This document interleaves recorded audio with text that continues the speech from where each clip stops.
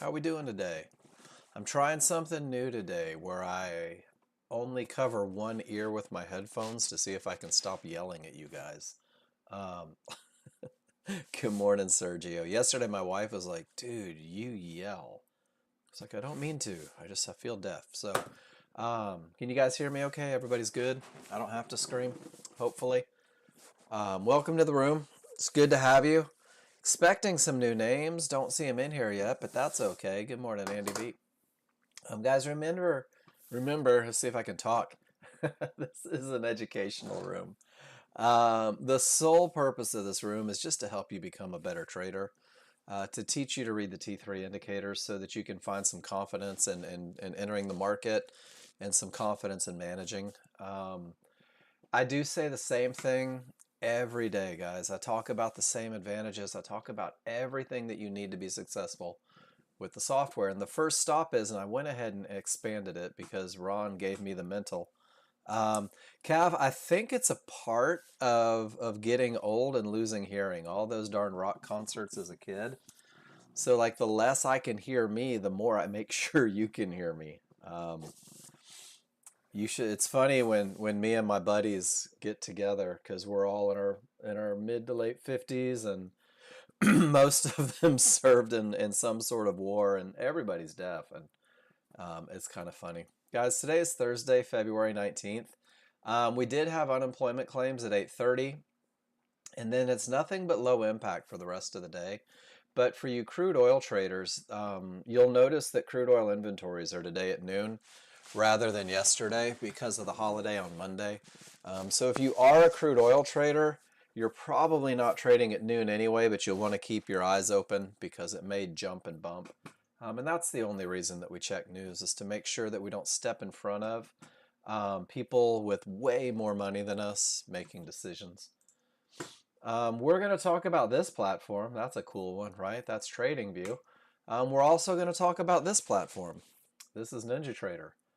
And what I'm going to do, and I'm going to change it up a little bit today, guys. If you're on NinjaTrader, or even if you're on TradingView, you're going to be handed what we call the KISS plan. And the KISS plan, the Keep It Simple plan, is a way for you to learn to read your indicators. It's a way for you to look at your charts, to recognize advantages, to turn those advantages into trades. The trades on the plan are designed to optimize your chances of success, which means that they have been tested, back tested, forward tested, hypothetically, historically, all the tests that you can run on them, even traded live. And you'll be able to confidently say, when I enter the trade with these rules, I'm taking a trade that typically wins more than it loses. That's what we call an edge. And these plans are dedicated to keeping you focused on that edge. Now, what I teach in this room in the first hour is very remedial. It's very basic. It is welcome to Nexgen. We are so glad to have you. Let me teach you to read these indicators with the fewest moving parts. Let me hand you trades designed to optimize your chances of success. And guys, the understanding is that you will craft a plan tailored to your personal goals, and it's going to be based on your ability to read the indicators. It's going to be based on your comfort level. When you look at a chart, to be able to say out loud, man, I've got what I need, and this is good, and I'm excited about this. The second thing that I give you guys every day is a spreadsheet. Um, Again, whether it is NinjaTrader, which is the next-gen tracking sheet, or whether it is TradingView. You will have access to both of these. I'm about to drop in the room right now. And these spreadsheets are a way for you to learn these patterns that I teach, to focus on the rules and not only saying, okay, I know what the rules say, but to understand what it means, right? It's like the difference between book smarts and street smarts. The book smarts is knowing that you need strong triggers. The street smarts is knowing what it looks like to have strong triggers. Guys, give me a Y if you can hear me, please. All right, so I'm going to do a quick reboot, and I'm going to ask Miss Lucy to do the same thing.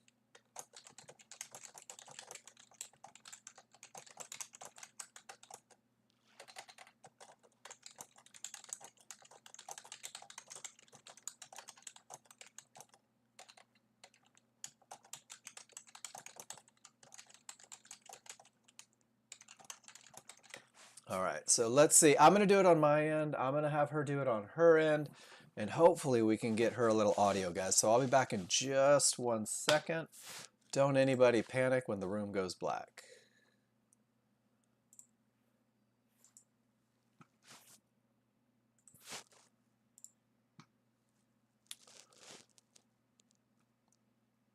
And you guys can probably hear me from the great beyond as I come back towards the room. Pop it out, bring it up. All right, you guys have some audio coming in on your side? Whoops. You guys do not want to see my camera. I am not as pretty as I sound. So the spreadsheet, let's see if we can get Miss Lucy back in. Hopefully she'll be back in just 1 second. Guys, the spreadsheet is the street smarts. I came up with this horrible analogy this morning. Understanding what your rules say is important. Understanding what it looks like when that rule is met is even more important. Lucy, are you good? Can you hear us?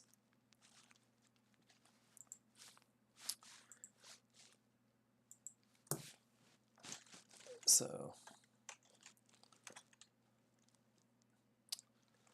all right, guys, I'm going to do a full kill. You will be bumped. Please come back.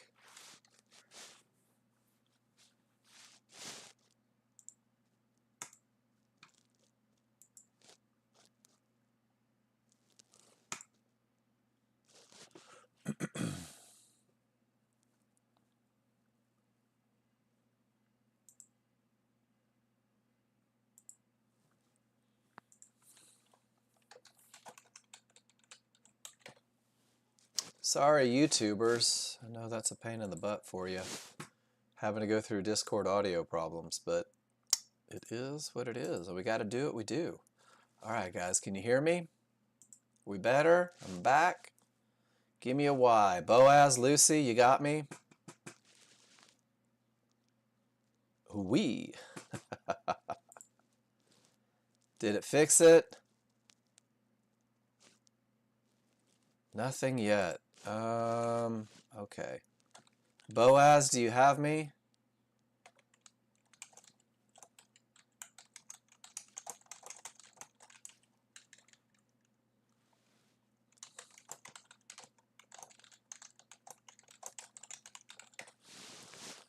All right, so some of you have me and some of you don't.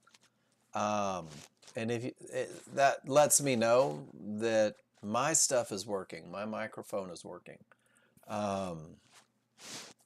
And I know this is kind of a pain for you guys. Okay, thank you for that, Pete. Switching to the web version. Maybe I will try to teach from the web version. We'll see if that's an option. Thank you for that. I'll give that a go. Guys, what we're going to do this morning is we're going to learn to read indicators. Whoops. Man, that went on the wrong screen. I don't know why my screens shuffle every now and then. There we go. We're going to learn to read our charts. We're going to focus on those 3 rules in the plan that I gave you, whether it's NinjaTrader or TradingView. And we're going to focus on the 2 charts that it takes to prove these true. You know what, Ron? For you today, let's talk about trend trades. Let's talk about high probability trend trades. Let's talk about trades that we can prove win more than they lose. And that's what we're going to do, guys. And the reason that we do that is because the very basic trades teach you to look at your charts and recognize advantages. And the very basic trades teach you to understand exactly what it looks like. So that's what we're going to focus on. And what you're going to find is that about 90% of your day is looking for those advantages, and 90% of your day is not actively trading. About 10% of your day is actively trading. But you're going to understand some pretty cool concepts, where the market is likely to go, where the market is likely to continue, where the market is likely to stop. And these concepts become ways to enter the market and to manage your trades. And I think more importantly, the likely to stop area is going to teach you that it's okay to not be in a trade, that it's all right to not be in every move, because the futures markets typically trade $220 billion an hour collectively. The S&P, which most of you will be trading, exchanges about $174 million a day within that market. And it only takes $400 a day to put yourself in a position to have a six-figure income. So what we're going to do is we're going to focus on the best, and not at all everything that can be done with the software, but rather the easiest way to use it. And what we're going to teach on NinjaTrader is how to define a trend, how to recognize a fight that happens within the trend, where that fight is typically lost will become your entry, and then the hope is that the trend resumes. And that's all it is. It's a simple little go, fight, go. On TradingView, it's going to be the exact same thing. Identifying a trend, waiting for a fight, pinpointing where that fight is most likely to be lost, and then finding your way, hopefully, resuming the trend. The hardest thing that you will ever do is wait for that fight. I'm telling you right now, the most difficult part about trading isn't learning the rules, it's not executing the trades, it's just sitting still until it's time to take a trade. So what we're going to do this morning is we're going to learn the rules. The rules that are written out on the KISS plan that I gave you, I'm gonna break them down individually. Awesome, Miss Lucy. Um, and make sure that you guys have an understanding. My only request of you in this room is that if you don't understand something, tell me. Raise your hand. Say, hey, Mark, that's pretty cool, but I don't get it. Would you say it a different way? The answer is always yes. In this room and in your life in general, guys, you have the ability to simulate. And I always equate simulator with like the batting cages or the driving range. Um, it's a place for you to develop muscle memory. It's a place for you to practice trading these rules. And simulator isn't trading. Simulator is just exercise, building the muscle memory so that when it's time to be in a live position, you already know exactly what you're looking for, what it looks like, where you're going to do things, and how you're going to do things. And I'll tell you what, simulator is pretty awesome for setting you up for success. And the other half of simulation, guys, is the first step to becoming a confident trader is just post in the room. So every time you take a trade, or if you don't take a trade because you didn't think your rules were met, or if you have a question about something, just post a picture. And, oh, is this going to be a chart? Yeah, it is. So like Pete did, I was like, Pete, this might be a skiing picture. Pete says, check it out. This is exactly how I read my indicators, Mark. I'm calling this a weak top because the triggers started to get through. And when my triggers rolled, they gave me that advantage of momentum, but it wasn't the perfect trade. It was a trade that had the potential to break. That's what he's telling me with that 50-50 annotation.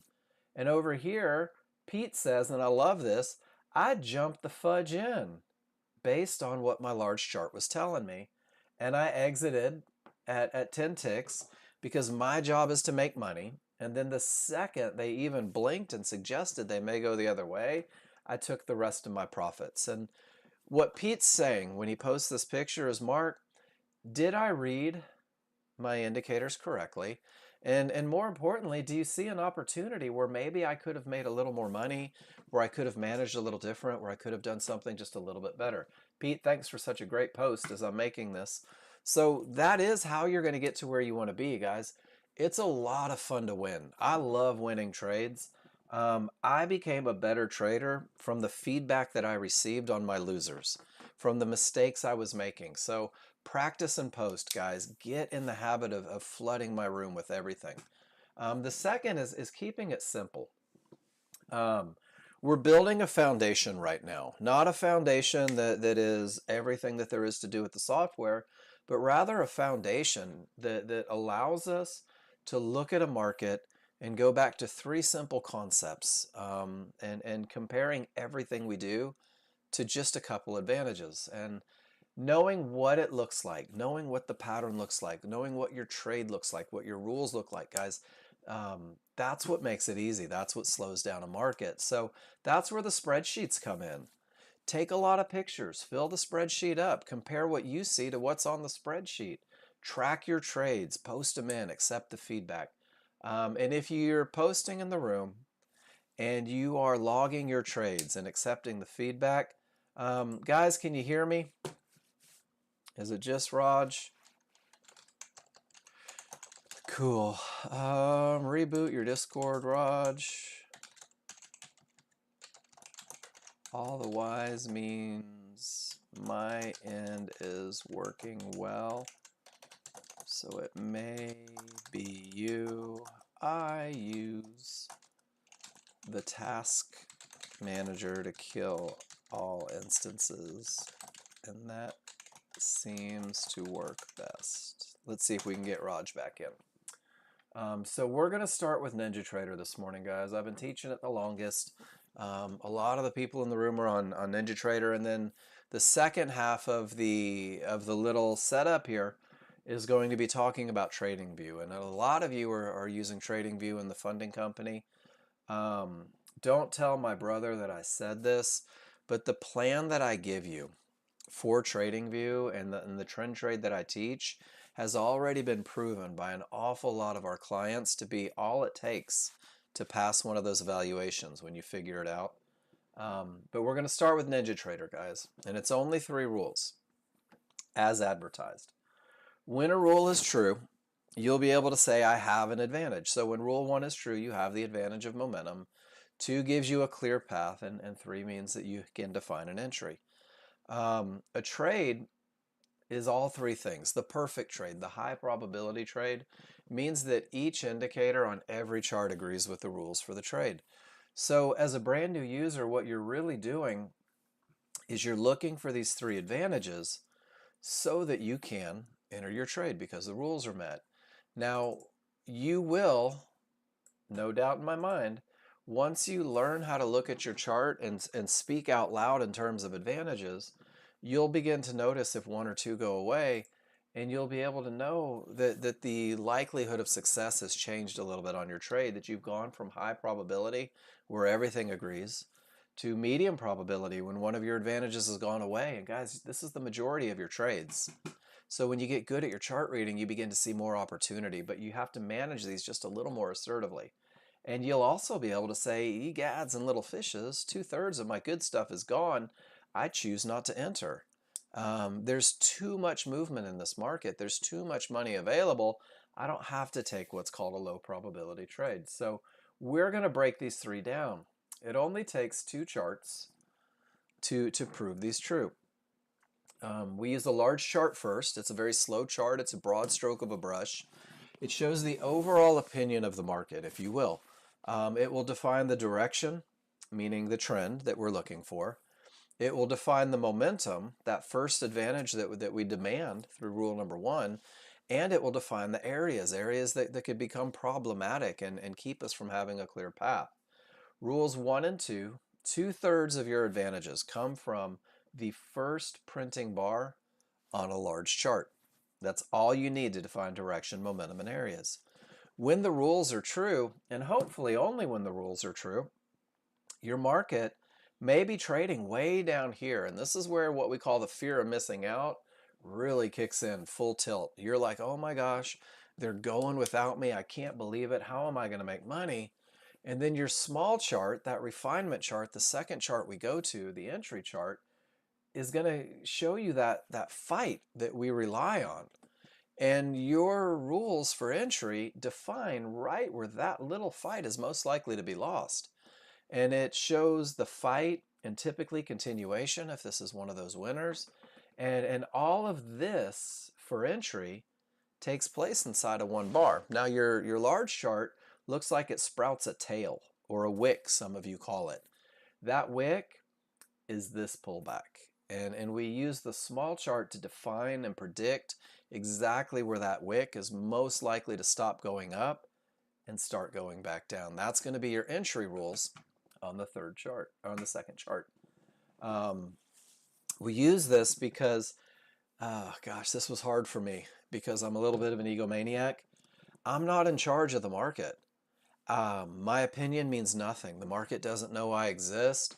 There are forces in control that are so far beyond my means that it's better if I just kind of ride their coattails. And that's what your large chart does. This is the large crowd. These are the men and women with the money and the influence to do whatever they want with the market, to manipulate, to make it go up and down. But the thing is they're a little OCD and they work in patterns. That's where our advantage comes in. So when they want it to go up, it goes up. And when they create momentum, it's hard to stop. And when they reach an area, man, they may jump ship or fight one another. So the large crowd wins more often than they lose. Your small chart's like the small crowd, and they've got so much money and power. They can create pushes down when the large crowd wants it to go up. They can create pushes up when the large crowd want it to go down. We rely on that small crowd fight. And we pinpoint using rule number 3 right where they're most likely to lose that fight. And that becomes your entry for the highest probability trend trade. And when the rules are true, the large crowd typically wins 70 to 80% of the time, which means that when the rules are true and met, you have the potential to win up to 70 to 80% of the time if you just stay in line with the large crowd. We're going to use areas to help us define our rules true. Areas are going to be horizontal lines on a chart. Again, this is NinjaTrader right now. You're going to see divergence highs and divergence lows, Fibonacci resistance, Fibonacci support. You're going to see mid bands. You're going to see yellow 1-to-1s. Areas can create bounces, and this is one of the best lessons and one of the easiest way to utilize these areas is that anytime the market price reaches an area, that area could create a bounce.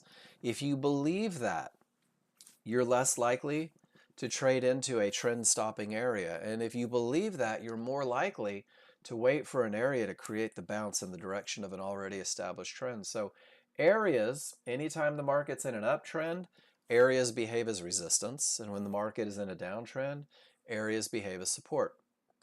But what really does the work are these trigger lines. If you are a TradingView user, go ahead and pay attention to this one little lesson. These are small triggers. These are large triggers. That's all you need to know about these trigger lines. I'm going to give you a little extra. They are moving averages. There you go. Now you know everything you need to know. Hold it. When they're green, they're up. When they're red, they're down. So you have two solid lines. These work together to create the small triggers. And the small triggers are that fast moving average. And the two dash triggers are the large triggers, and these are the slower moving average. And these triggers are going to work together to define momentum. These triggers are going to work together against those areas to define termination conditions that could stop the market. And those large triggers, those slow triggers, we're going to use those to define our perfect entries. So triggers will show up in everything that you do. You just got to learn how to use them. And we're going to start right now. Rule number 1 says that the large chart needs strong triggers because we want the advantage of momentum. This is probably one of the easiest lessons outside of defining trend on TradingView.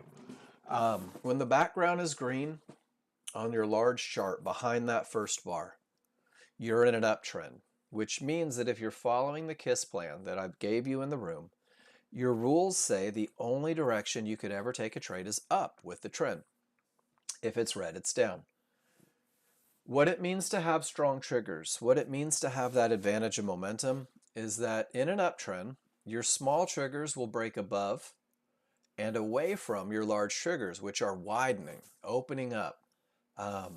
And when you have separation, when there's a gap, looks like scissors that are open, you have strong triggers. And in a downtrend, small's below large, large are getting wide, space between. As long as you have space between the small and large, whether it's a lot of space or whether it's a little space, if you can see daylight between those triggers, you have strong triggers. And when you have strong triggers, the odds are favorable for the market to continue in the direction of the trend. Odds favorable momentum, guys. You're going to see it on charts all day long. OFM. Odds favorable momentum drives a market in the direction of that trend. Odds favorable momentum is going to become mandatory when you're trying to take medium probability trades where areas only have the potential to break. Odds favorable momentum, bless it, will cover even some of the mistakes that we all tend to make as new users. So it's either strength, just separation, nothing to do with bars, nothing to do with areas, or there is no separation, and we call that weakness, which very cleverly is the opposite of strength. And when you have weakness, anything can happen up or down. So if I go to crude, this is crude oil. My large triggers are up, but my small triggers are down. I can't have strong triggers. If my colors don't match, I simply can't have strong triggers. Strong triggers is separation. Strong triggers is separation. And guys, separation drives a market. Weakness, no separation, especially at key areas, anything can happen up or down. Weakness, no separation, giant retracement. So when you're talking rule number one, let it be very black and white. Let it either be strength or weakness. Let it either be rule number one is met, and I have the advantage of momentum, or rule number one simply is not met, and I'm in my 90%, waiting for that advantage to come into play so I can go look for rule number two. Is everybody good with that?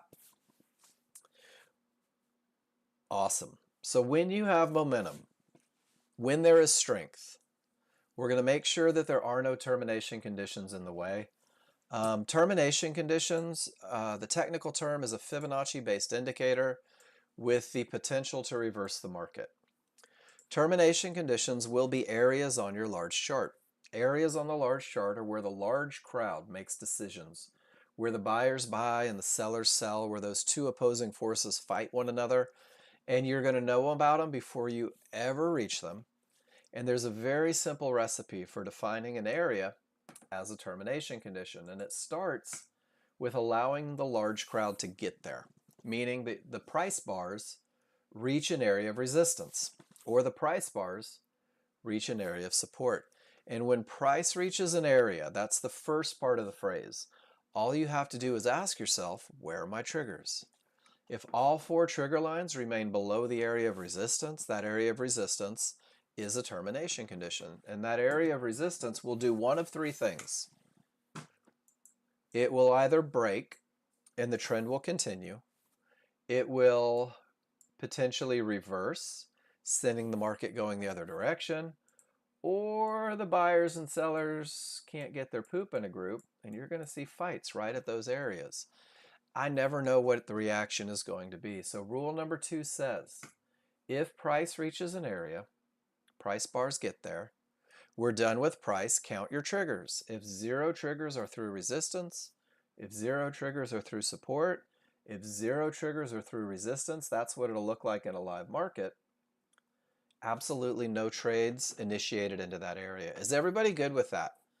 Because once you can define a termination condition, once you know when not to trade, it opens the doors for taking advantage as areas break.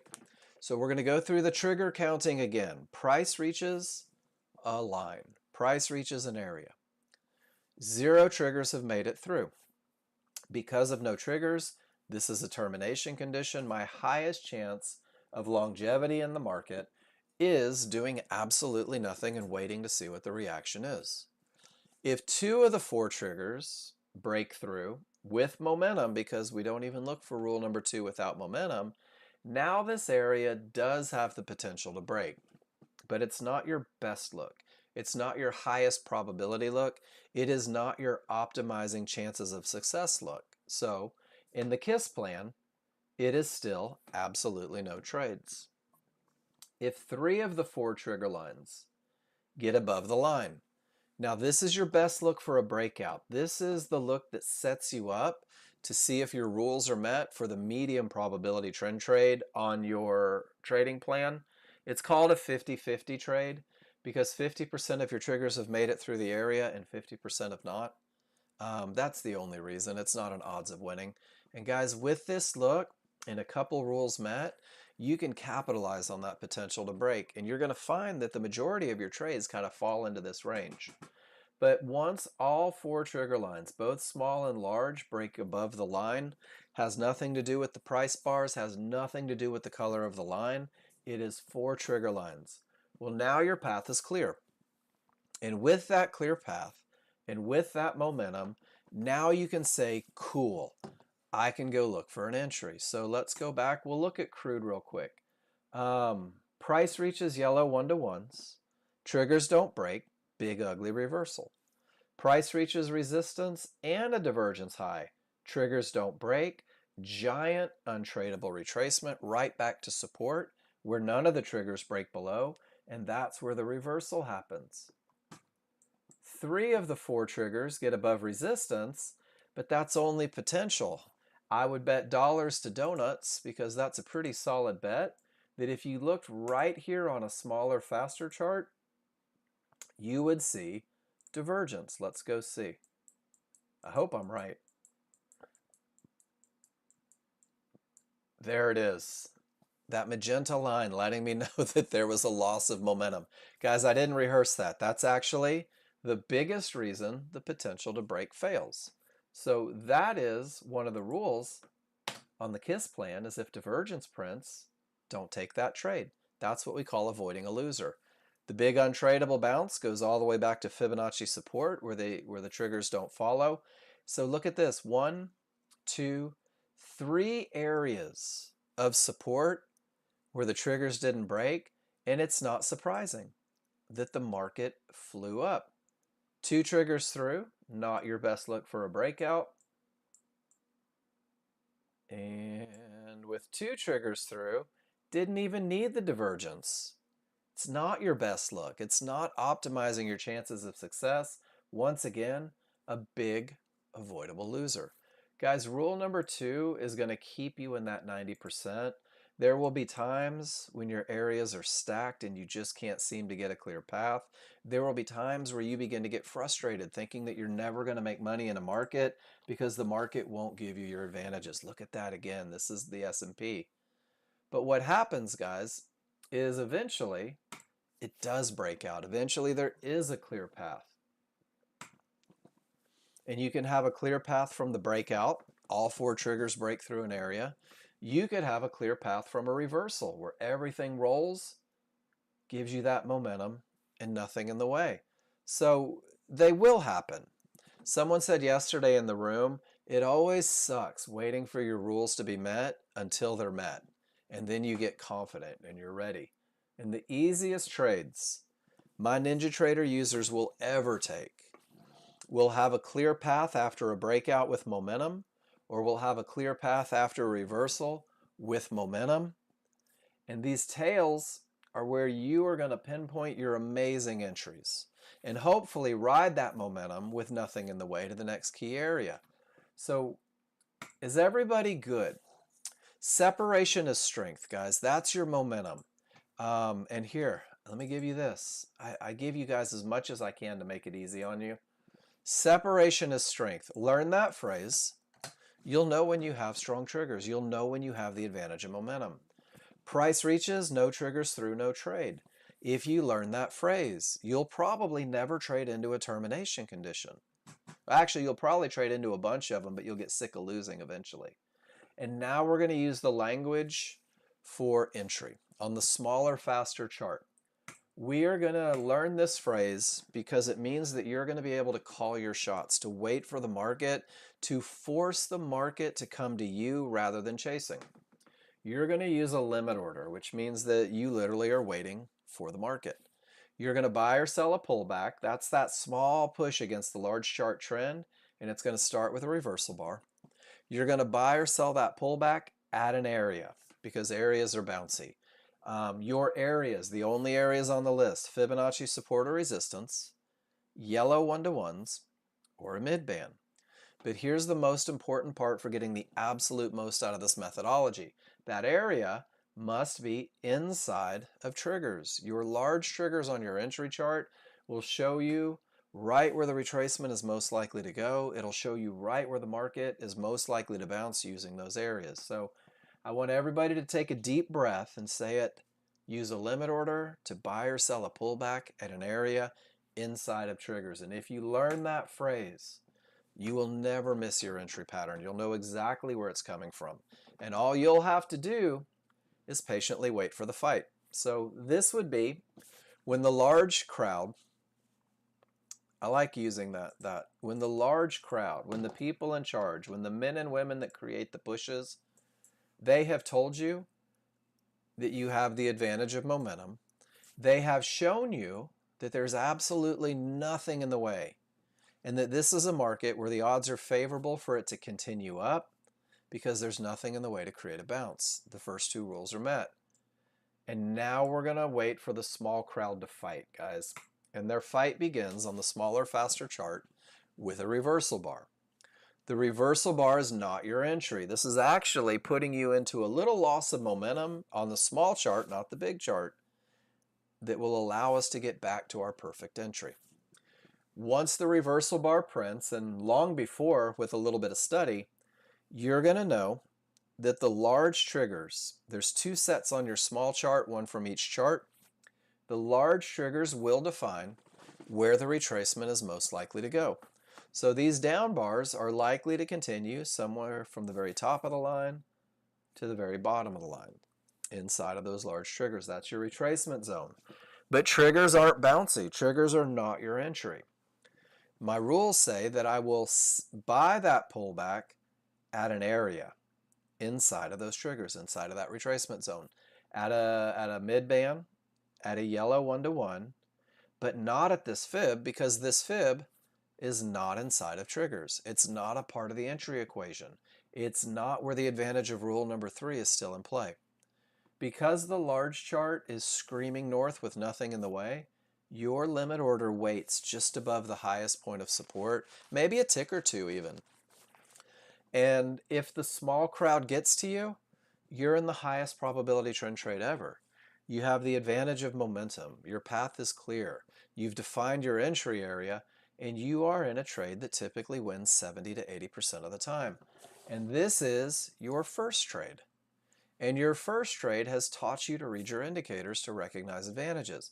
By defining where the market is most likely to continue, you have defined where the market should not go, where the advantage of rule number 3 is no longer in play, and that's about 4 to 5 ticks below those trigger lines.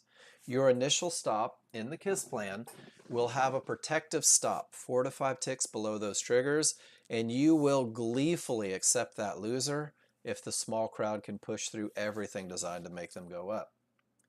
In a downtrend, reversal bar begins the pullback, is not the entry. Trigger lines define where the retracement is most likely to go, the pullback is most likely to go, not the entry.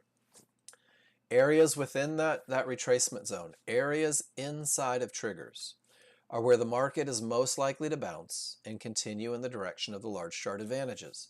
Your limit order goes a tick or two below the lowest point, and that is where you are hoping the trend resumes, where the market bounces. Any lines beyond the triggers are where the market should not go. Guys, once you get beyond those triggers, you don't know if, when, or where that market is going to continue with the large chart trend. So this is where initial stops are placed. And these come together, large chart and small chart, to give you one pattern. A pattern that says when the background is green, your trend is up. Your highest chance of success is going up with it. When there is separation between the small and large, you have the advantage of momentum. Momentum is very difficult to stop. When your trigger lines get above that fib, your path is clear all the way to the next area. That would be a target, not a termination condition. This is the perfect large chart, and that market is way up here, making your anxiety go off the charts. Enter the small crowd. There's your reversal bar. I want you to see something cool. Where your reversal bar prints, there's not a lot of room to trouble. Where the market bounces off of areas inside of triggers, there is an enormous room to profits. Because we wait for the lowest point or for the highest point inside of triggers, you have the least amount of risk. with the highest profit potential, all based on your entries. Guys, great entries create manageable trades. Your first entry takes 3 rules on only 2 charts.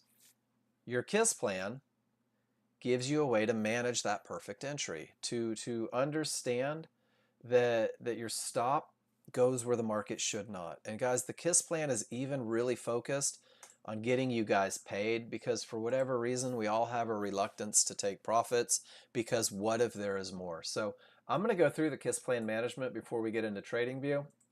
Your KISS plan management plan is dependent on your ability to find entry. Come on, picture.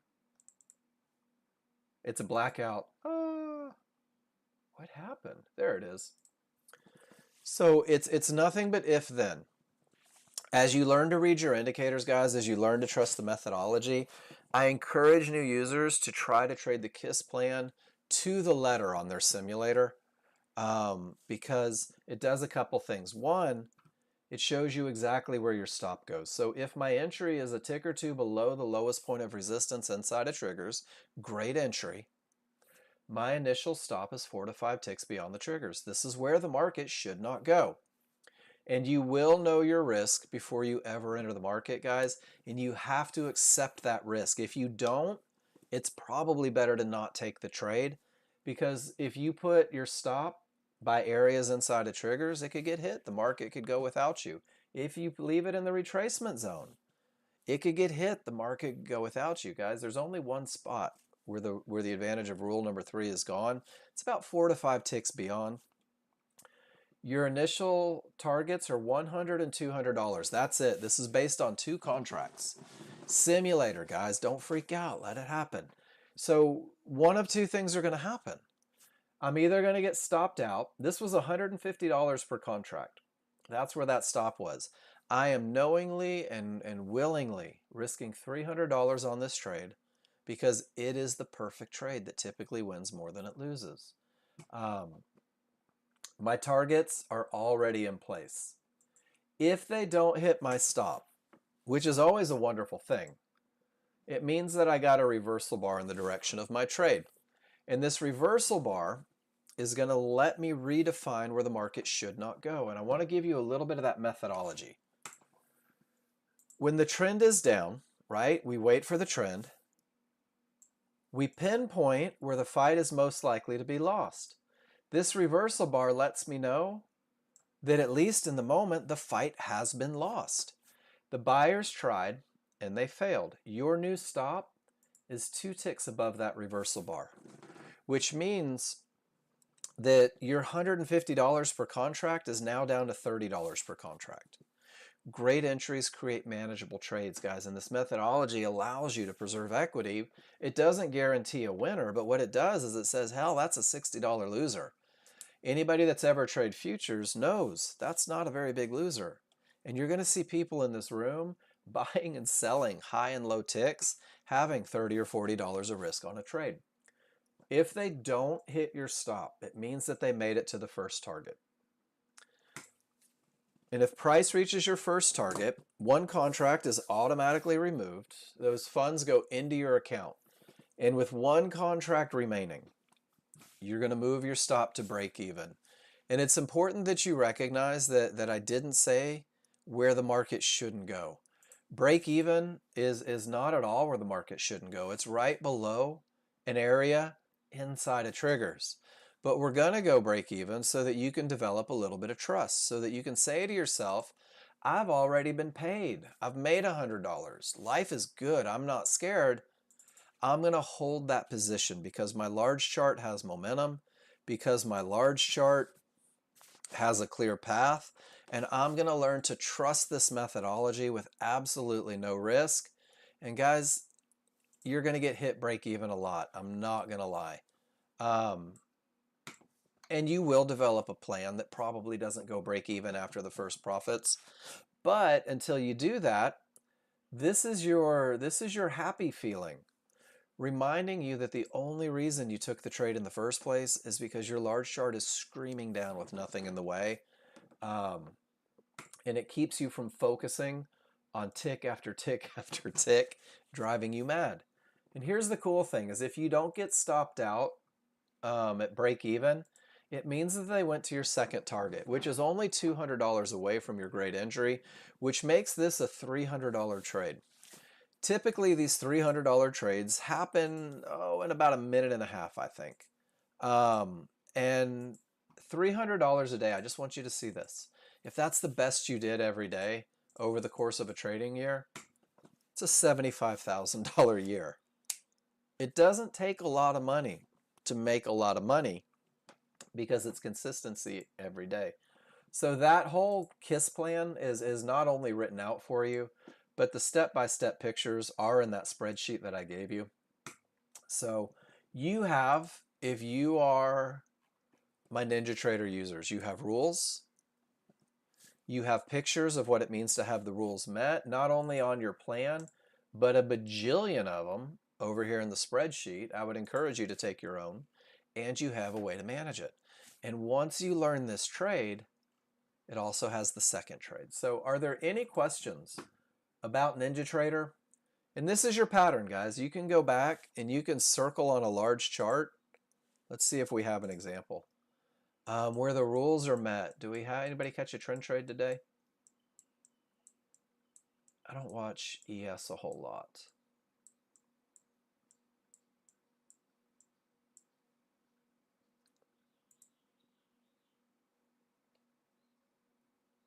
No, I'm not seeing one right off the bat, and that's okay. You can go back and circle these tails when the rules are met. If it lines up with an area inside of triggers, guys, that's that pattern recognition. And the patterns are consistent. Let's use the spreadsheet one more time before we get off of here. These are in the spreadsheet. These were posted by clients in the room. Momentum, potential to break, pull back to an area inside of triggers. There's the same checklist, guys. This is from, looks like March 8th. Is that 21 or 24? I'm not sure. Exact same pattern. If I click on another one, momentum, potential to break, pull back to an area inside of triggers, that's crude oil in November of 2021. It's the exact same pattern. Let's see if we can find one going the other direction. We'll click on one that says short. How about this one? Momentum and path, pull back to the area inside of triggers, and down it goes. And when did he take this trade? We can't tell. I can't see which contract it is, but the S&P was trading at 3,800, so it's probably a couple years ago. So guys, learn the patterns. Take the stress out of trading. And now we're going to go trading view. And guys, I'm going a little longer today. I want to make sure that we're very, very thorough. So if you're new with me, guys, and you're in that funding company and you're trying to get the most out of it, this trend trade that I'm about to teach you on TradingView is being used by people to find that success. I can't guarantee your success, but I can tell you that you could certainly have an edge every time you enter if you just learn this simple plan. It's only 3 rules. Pretty cool, right? Did you guys know that I actually had a gentleman call me one day and say, hey, there is absolutely no way 3 rules is enough to be a successful trader? He was mad. He actually didn't even pursue his demo anymore because he said this was too easy and there's no way that it'll work. I love it when people say that. Learn the rules. Try to prove that it doesn't work. You'll be surprised at how long you're with Nexgen. These 3 rules happen on 2 charts. The large chart is a 15-minute chart. It's a big, slow chart. It's a broad stroke of a brush. It is, I mean, just think about what you can get done in 15 minutes. 1 bar could be ginormous. So we're going to use it to define direction, momentum, key targets, and terminations. No different, really, than NinjaTrader. The 1 minute's going to show the immediate strength and define entry points. The immediate strength is those small triggers, just so you know. If you never want to fight the immediate strength of the market, never fight the 1 minute triggers. That's your little cheat code. TradingView uses small and large, and I'm going to tell you, you don't need large triggers to take a trend trade on either chart. TradingView has areas. Areas are bouncy. Areas can stop a market. Areas can be used for targets. Some areas can be used for entries. Areas are bouncy. I want you to remember that phrase. It's ridiculous, right? This guy's teaching me to have a multi-million-dollar trading life, and he uses words like bouncy. Damn right he does. Daydreamer. 3 rules. That's it. Don't overthink it. Don't create your own version until you're successful, right? And it's pretty easy. Define the trend. Your big chart is not trading directly into areas. You have room to targets, a clear path, space to make money. Your 1-minute chart is not trading directly into areas. When you get into that market, there should not be a brick wall in front of you. You should have room before you reach anything that can be defined as bouncy. And then finally, this should sound familiar, you're going to buy or sell a pullback at a 1-minute area, smaller area, because areas are bouncy. And there's a trick to not fighting the immediate strength that I'm going to share with you when we talk about entries. So first we're going to define the trend. There's bouncy.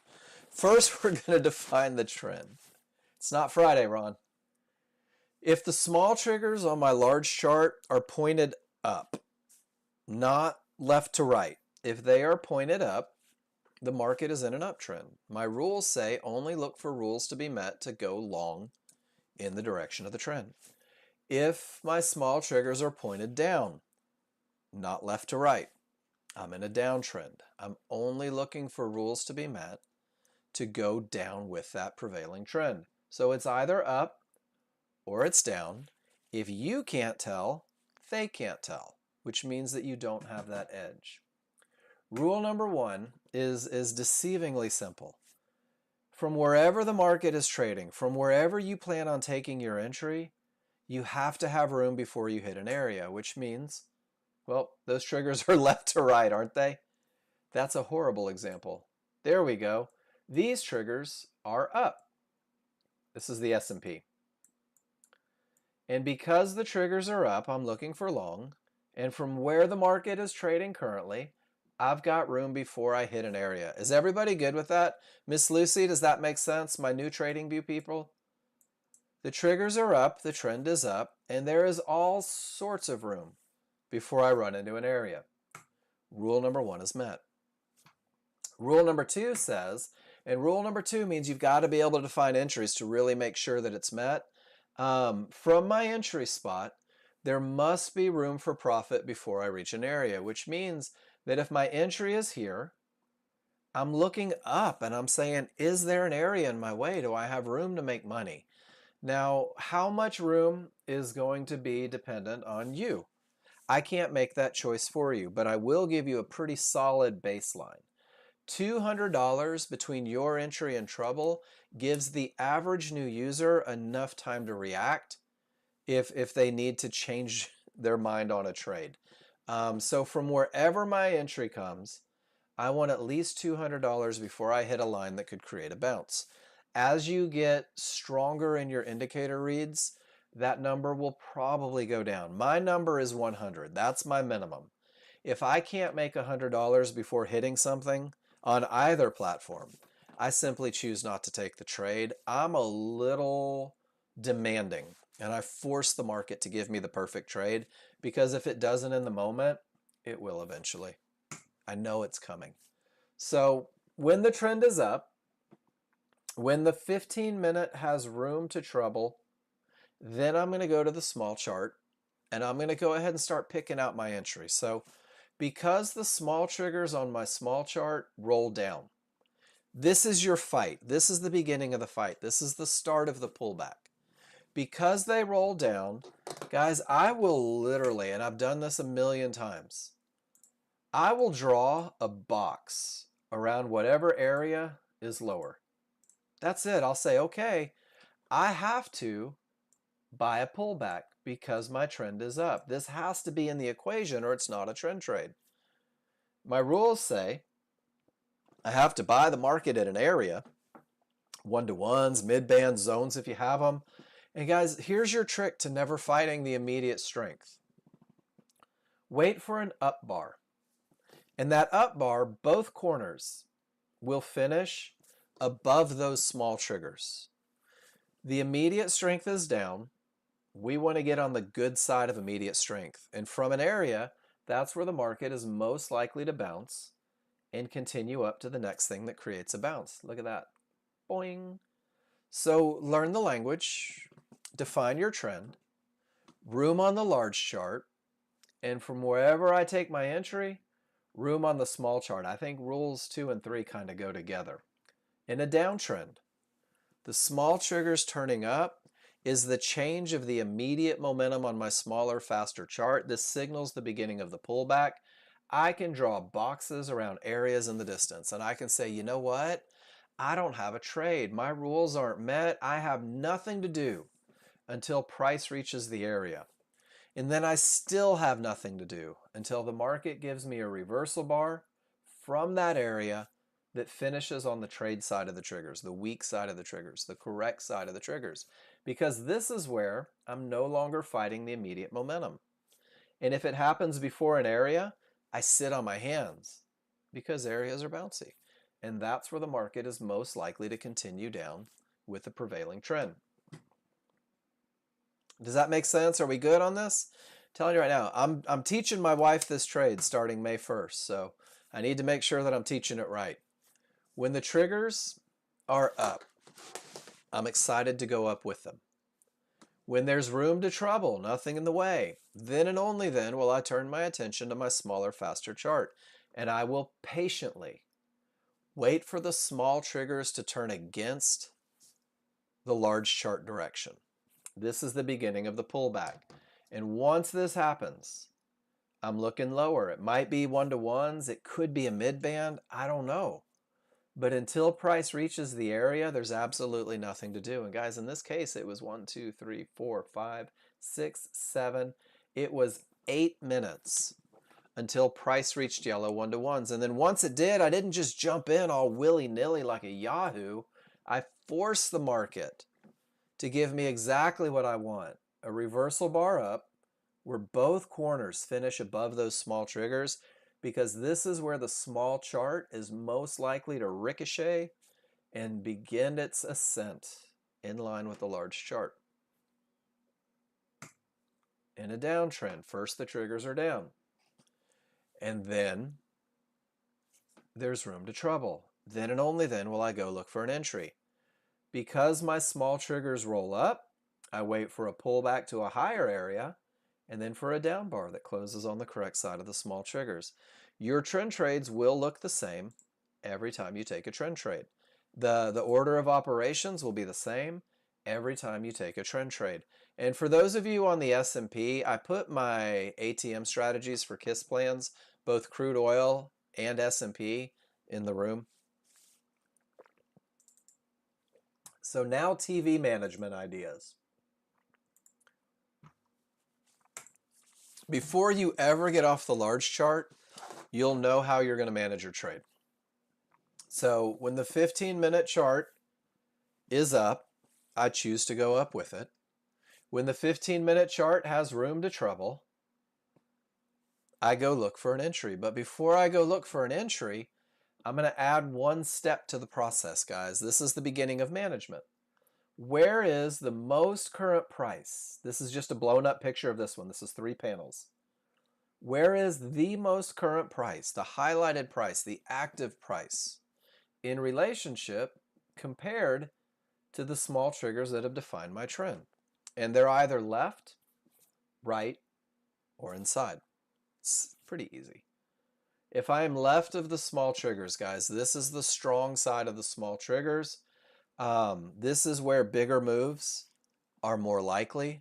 This is where 1-minute areas do have a better chance of breaking, but they are under absolutely no obligations to break. This is the strongest momentum. If I am on the right side of the triggers, I'm on the weak side of the triggers. And guys, whether the market is going up or whether the market is going down, left, right, center still have the same meaning. It doesn't change. From the weak side of the triggers, 1-minute areas have the highest chance of stopping forward progress and creating big, ugly, untradeable bounces. So from the weak side of the triggers, I'm more apt to just simply get paid, get the money in my account, GTFO, and wait for the next trade, as opposed to the strong side, where I may protect my investment a little bit, but hold for a bigger move and wait for reactions. If I am inside of the triggers, I'm not quite strong and I'm not quite weak, and it has the potential to go from strong or from weak to transition to strong. This is where a lot of you will say, you know what? I see trouble on the 1 minute chart. I'll take half of my position off at that trouble. I'll take 3/4 of my position off at that trouble, but I'm going to let a runner go. I'm going to get to break even and I'm just going to see if they want to make that next area. And guys, that's what the transition is. It's your, I'm going to get paid, but maybe I'll leave one on look. So before you ever go to the small chart, you'll know exactly how you're going to manage that trade. When you do finally get your entry, initial stops are placed above the pivot that gets you in. Now, in this case, the trend is down. Triggers roll. Here's our fight. Buyers try. Right there is where the buyers fail and the sellers take over. My initial stop goes above their failure point for the trend trade. Now, this is a message to some of you in this room. You guys that just jumped the fudge in 5 bars later saying, look at my awesome trend trade, your stop belongs above that pivot failure. All you've done with the jump the fudge in trade is you have reduced the amount of space to something that could create a bounce, and you have exasperated the amount of risk that you have to have on that trade. It's your right to do it, but I think that's good to hear. When the trend is up, the fight goes down. Your initial stop is placed below the failure of the sellers when the buyers take back over, guys. This is where the market should not go, because if the buyer or the sellers come back and take another run at it, they're probably going to take that low out. They're serious. And off it goes. And that's your initial stop placement. That's written in your plan. Now, when you're holding for bigger moves, maybe you're on the strong side and you take your entry and you're using that pivot high. Well, on the way down, maybe the buyers try again and fail. New stop. And maybe the buyers try again and fail. New stop. You're not picking a stop because that's what your stomach will let you do. You're using the price. You're saying, hey, the sellers are in control on the large chart. The buyers gave it a go and fizzled out, and they gave it a go and fizzled out, and every fizzle is a new stop placement. Perfect entry.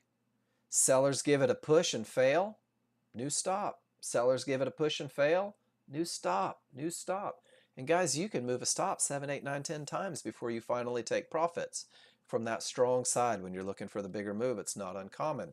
And eventually, you lock in profits. And even if they do hit your stop, you've still made money. So that's one of the ways that you can use it for the trend trade, guys. You will ultimately create your own plan. Triggers are up. From where the market is trading right now, I definitely have room back. I'm in transition.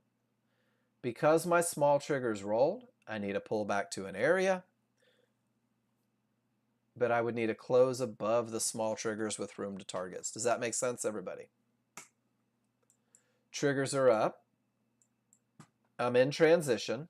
I have room to trouble. Because the small triggers roll, I need to pull back to an area. And I don't just jump in at the area. I need a close of an up bar that finishes above the triggers. And guys, a close above the triggers here puts me directly back into trouble. Do you guys see it? I need them to consolidate. I need them to slide. And guys, that's your trend trade. That's the trade that you guys are finding success with. When presented to me, most people are saying that they're seeing about 73, 75% winners if they just follow the rules. And most people are telling me that when they break their rules, they're seeing far lower. Your mileage may vary, but that's it. That's my first hour. So we just did the live reads here. What's NinjaTrader telling us? Let's go find out. Smalls are up. but the larger down, which means that I don't have the advantage of momentum yet, which means I'm not even looking for rule number 2. S&P has those weaker triggers. That's not rule 1. Does have a clear path. Doesn't have an area inside of triggers to define my entry. Let's see if they just go through, because I don't know if, when, or where that market's going to stop when my entry rules aren't met, when I don't have momentum to push it. That is a pretty good example of why having and following a checklist pays dividends. Directly into Fibonacci support, or yellow 1-to-1s in a midband. Large triggers are a full bar away. The market is more likely to close the gap back to those triggers. That's how you define your amazing entries. The momentum is down, but the path isn't clear. No reason to look for an entry. I love watching the NASDAQ, guys. You get a million lessons in 8 seconds. If you're not in tune with what you're looking for, the NASDAQ will chew you up and spit you out. Look at how fast this market moves. It's a 34.5, not a 13.2. This chart is 3 times bigger than your large chart on S&P or crude oil. The chart here, oh, where'd I get it? There we go. I don't have sim up. Get over here. Dang it. I didn't have simulator on. But that was momentum and path and a pull back to an area inside of triggers. And I missed it because I didn't have my simulator set up. But do you guys see it? And if I circle that tail, it's the perfect entry. Boaz is going to show us this one. No doubt in my mind. And look at it. It still hasn't blinked. That's everything that we just talked about in the first hour. That is the perfect trade with perfect trade results. All right, guys. I'm going to go take 5 minutes, stretch my legs. When I come back, we're going to click on the pictures that have been posted by you guys. We're going to go back to momentum, path, and entry. No momentum, no area inside of triggers. I don't know if, when, or where that market is going to continue up. So my rules say sit on your hands and do nothing. Wait for the advantages. Are there any questions? Gosh, another great example. Are there any questions before I ditch you guys for a minute? Any questions about momentum, path? Any questions about trading view? Right now, you should be pretty damn impressed that twice your rules kept you out of losers. I'll see you guys in 5. Post them if you got them.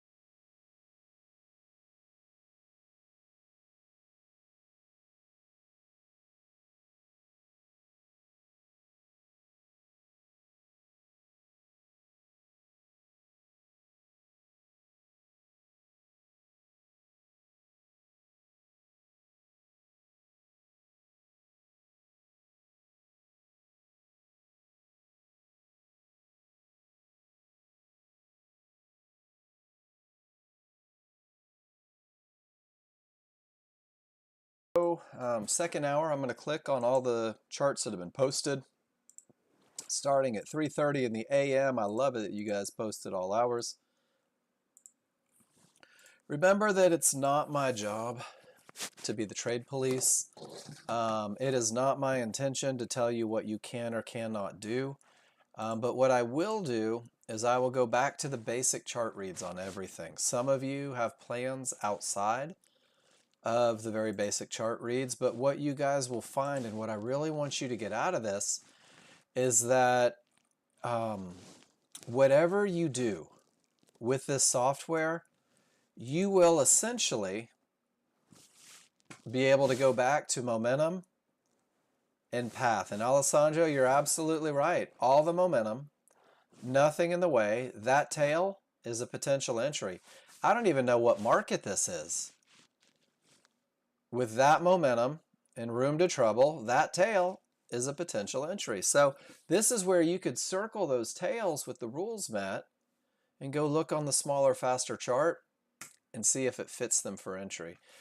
Same pattern though, right, Alessandro? But I can't really give any feedback on one picture. Was there an entry? Were the rules met? Sure looks like they would have been. But that's one of two. So it's you got to piece it together. All right, let's see what we have here. 15-minute up. It's in transition, and the path is clear. And then, Paul, the market pulls back to the area, and you get in. That would be that jump the fudge in. So, Paul, are you in here? Good lesson on this one. In order to take a trend trade, you need a pullback and a bounce. If you just jump in, man, you are in 10 points away. Did you say really? Hold on. Buy or sell a pullback at a 1-minute area. So if we wrote rules for your particular trade here, it would be jump the fudge in if price clears the thing I shouldn't trade directly into. So the trend trade was down here. And then from that trend trade, it reached the first thing that could create a bounce. And it did break it. It hadn't when you entered. You didn't know if it was going to break yet. Does that make sense? So there is your pullback back to the 1-to-1s. And notice that the rules aren't met. And there's your pullback to the midband and no rules met. And then the next area and no rules met. And hell, you didn't get a close back above triggers till all the way down here. So this is one of those things where if you guys end up doing that little jump in way far away from a trend trade entry, all you've done is created an enormous amount of risk. Does that make sense, Paul? And that's one of the big things for me is when it pulls back to the area and gives me the entry, that's it. That's the trend trade. So any trend trade that I take after that needs a pullback to an area. Good stuff, man. And then if I'm not mistaken, they gave it all back to you, right? There's space here. So that's your break above. This is your pullback. And it never gives an entry, Paul. So the same concept. And you said, was this your other exit? Yeah, that was your other one. So here we never got the rules met for entry. Does that make sense? Here it's resistance. Then it becomes support. And here's our pullback to support. And now we're waiting for the close above to have trend trade rules met.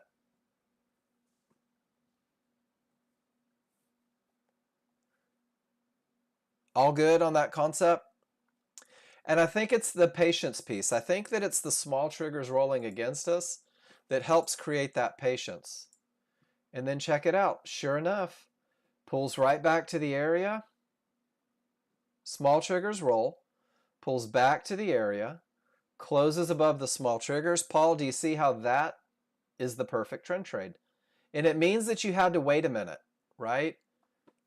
It means that you had to sit still for a minute and wait for that pullback. But once it did, man, it was worth it.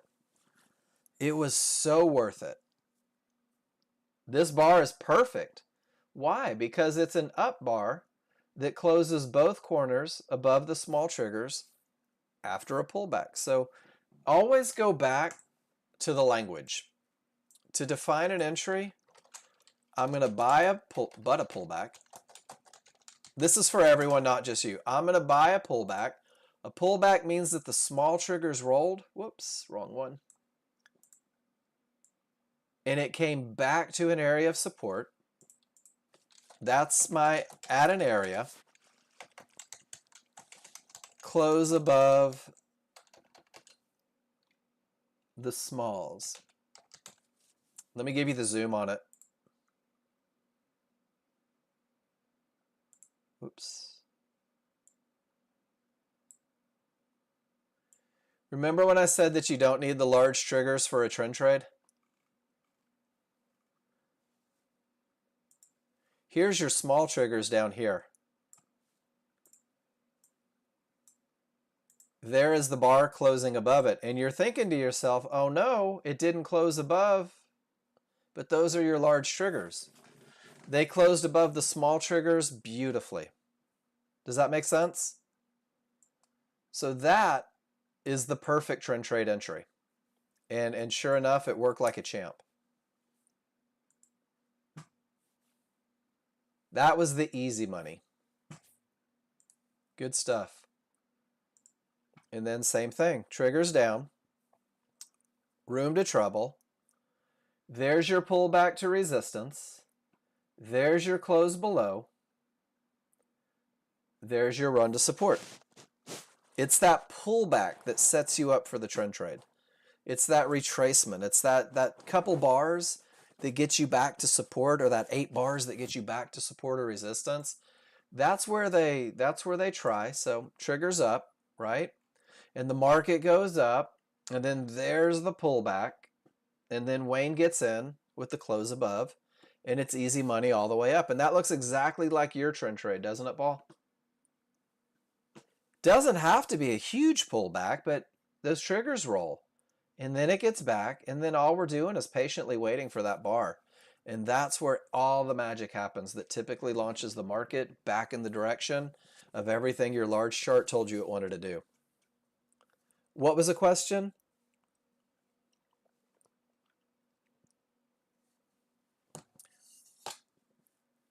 Oh, yeah, you were looking at the large triggers. It doesn't matter. It doesn't matter. As soon as the small triggers roll, so there's an order of operations.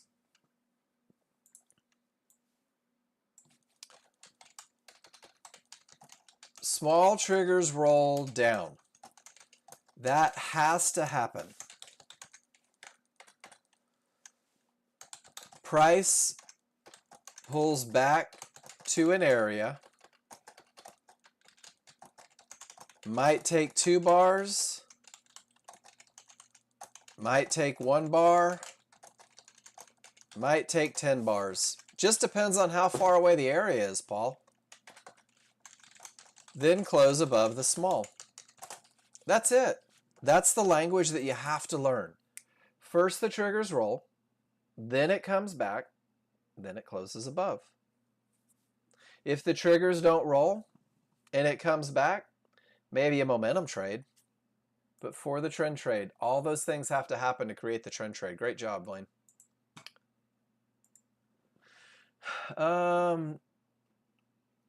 This big white down bar and the next breaking the zone as they wanted to go down. Small triggers roll.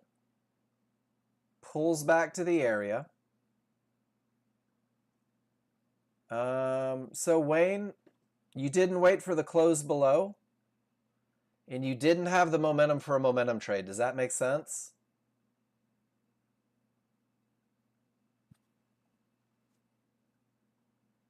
Took another shot on the way down. Target 1 was divergence, slip for 9 ticks, out at 2. Right on. I know, but it's not a momentum trade, right? Because the small triggers are turning up. And it's not a trend trade because you didn't wait for the close below the triggers. You just hoped that the one-to-ones would hold. That's all. It's a good read. But one of the things is you had resistance right behind it. That's why without the momentum, you don't know if it's going to be the one-to-ones, and you don't know if it's going to be that area. And that's why the momentum trade is so dependent on that momentum. Because once these roll up, you don't know which area is going to create the bounce. I hope that made sense. Awesome. But I'm not worried about you. So when this one, and you called it, jump the fudge in off the one-to-ones. You knew that it wasn't a momentum trade or a trend trade. You annotated it perfectly. And you're right, stop was too tight. And everything else that you did fit the plan absolutely 100% and was pretty easy money for you. Great job. Great trading. All right, strong top. Only 2 triggers through, and then Jen, not even 2 triggers through once that fib update came in. Probably didn't even see that one print in the moment. But divergence on only the potential, and Jen avoids a loser. Great job. Guys, I love these pictures that you guys take when you say my rules aren't met, and I know that my rules produce more winners than losers. I'm okay not being in that market. Great job, Jen. Your brain was screaming, area inside of triggers, Jen, go short, go short, go short. And your rules said, Jen, be cool. We're all good. A morning of patience. Rule number 2, keeping you from taking trades with no follow through. Pretty cool, right? Guys, this is amazing. This right here would be enough for me to buy software. I'm not in sales. This right here would be enough for me to buy software. This is where accounts are decimated. This is where funding accounts are blown. This is where catastrophic failure happens. And you've got the most clear picture of where the market may stop. Gerard, are you in here? You were asking about tick data earlier. Guys, this is the greatest example of why a complete picture using tick data on NinjaTrader is so important. Because right here, the divergence low stopped the market. Right here, a 13.2 fib stopped the market. Right here, a 21.3 stopped the market. Right here, a 5.1 stopped the market. So Gerard, without that tick data, you're missing a lot of fibs and you get a very incomplete picture. Jen, thank you for this one. But that's why when people ask me, well, tick data takes up a lot of resources. Should I run it? Man, it paints a pretty picture of where the market could stop. Good picture. Awesome. Here is a sit on hands. Price was wrong side of triggers, weak side of triggers, but moving up. The red down bar next to the equally large white bar extend to the zone, to the green zone. Street fight with flat triggers. No thank you. I'll be over here eating popcorn. I love this. Guys, when they're going left and right, not up or down, you'll see it on a smaller chart. Good patience, Wayne. Doesn't cost anything to be flat, does it? Doesn't cost you a penny to not be in the market. It typically costs us money to be in the market at the wrong time. Big liquidity sweep, but still holding zone. Did you go short 4? I can't tell what you did here. I see either an entry or an exit, but I don't see the other side of it. But yeah, it's range bound. Flat triggers, range bound. You were in 4, or you were getting out 4. It was a long counter on the sweep. All right. Cool. Momentum and path. Weak top. Triggers rolled. Down separated. There's momentum and path. Jump the fudge in. Both off at the trailing stop. Great job, Pete. Momentum and path. Momentum and path. I don't know if I've shown this picture yet today. For those of you that are newish, that's momentum and path. That should be your visual.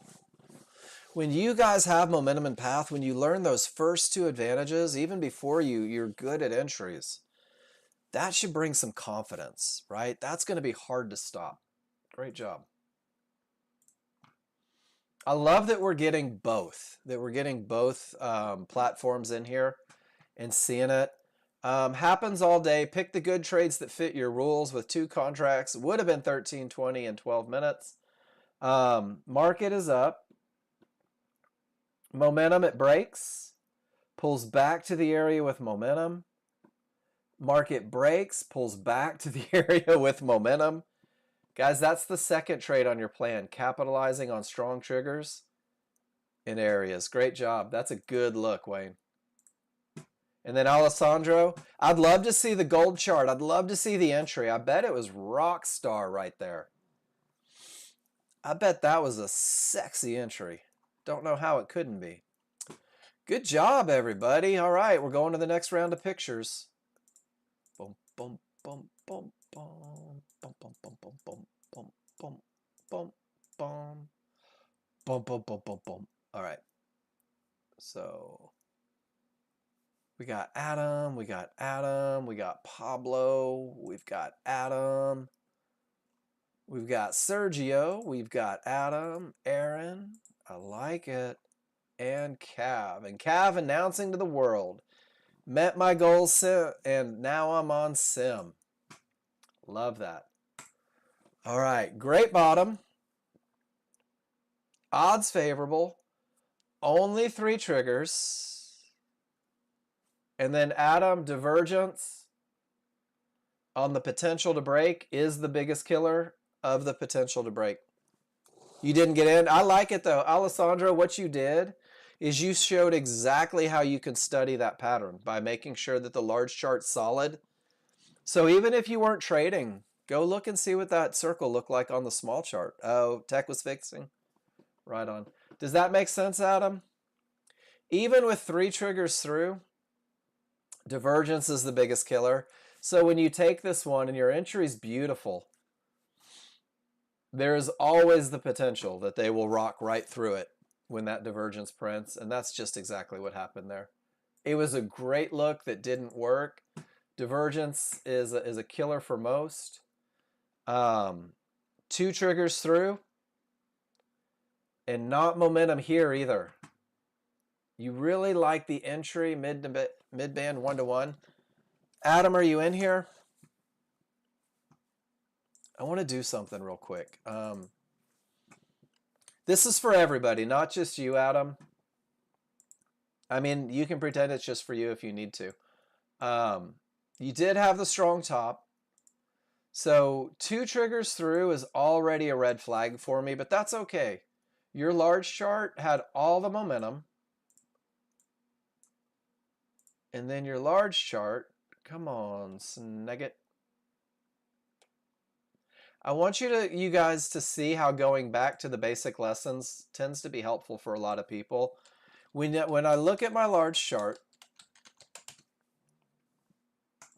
I have momentum, and it has a weak potential for a breakout. Does that make sense, everybody in the room? Only 2 triggers through.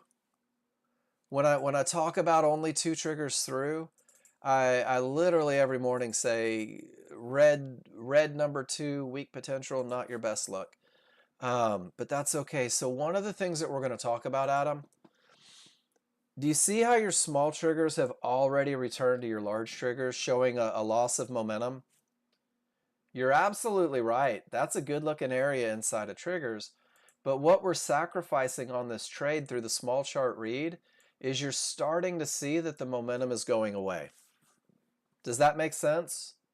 weak triggers on a small chart is the small chart showing you a loss of momentum that's needed to break a weak potential for an area. And it's not just the weak potential on the fib, it's only 3 trigger potential on the 1-to-1s above it as well. And Adam, you're absolutely right. That is a great looking area inside of triggers. This is where some people, and I don't give trading advice, this is where some people will say, because it's less than even medium probability perfect, I'll force a reversal bar for entry. I'll force the small chart to tell me, yeah, I know it kind of isn't my best look. So if they give me a down bar, I'll take a shot. Does that make sense, Adam? But you're really starting to sacrifice advantages. And then that's the same one I think that got Jen. You also got a fib update before your entry. So you're only 2 triggers through this fib as well. But because everything's red, it may have been hard to see.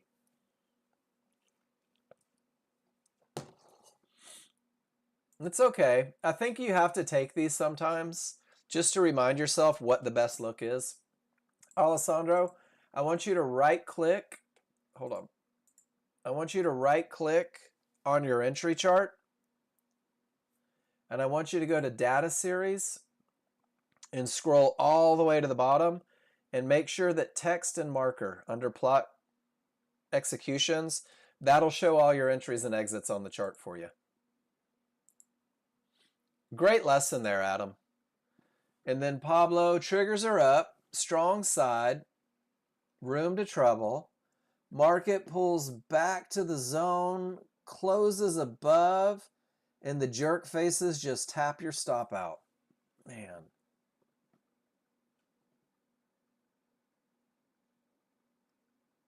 They don't all work, do they, Pablo? It's a good look. Just didn't work. Not a good top, but you've got all the momentum. You've got absolutely nothing in the way. Your entry makes sense. Your stop makes sense. Man, I would take that loss with you all day long, Adam. That's the perfect trade. It just didn't work. Does that make sense, everybody in the room? Great trades will fail. I mean, perfect trades will just get run over sometimes. Somebody with more money wanted it to go up. Your exit condition, or at least your being aware, is that second higher pivot with divergence. Very often it'll push higher when that happens. But your stop makes sense. Your entry makes sense. How can I make this to show on the chart? I have it on the NASDAQ, but not the ES. Is this the picture for it? That is the NASDAQ.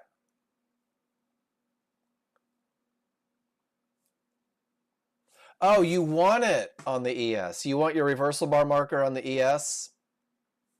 I got you. That took me a second, Sergio. Sorry.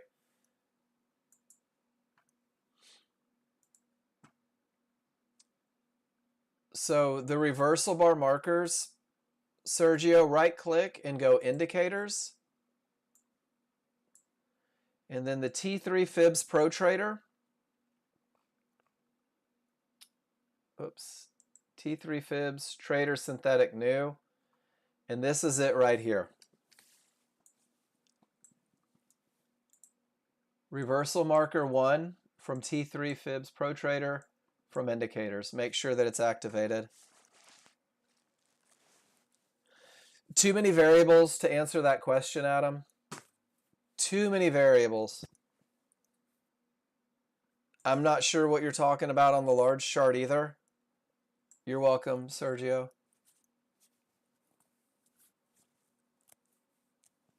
You have a problem with TV. NASDAQs allow you to select number of contracts, and ES, no, same templates.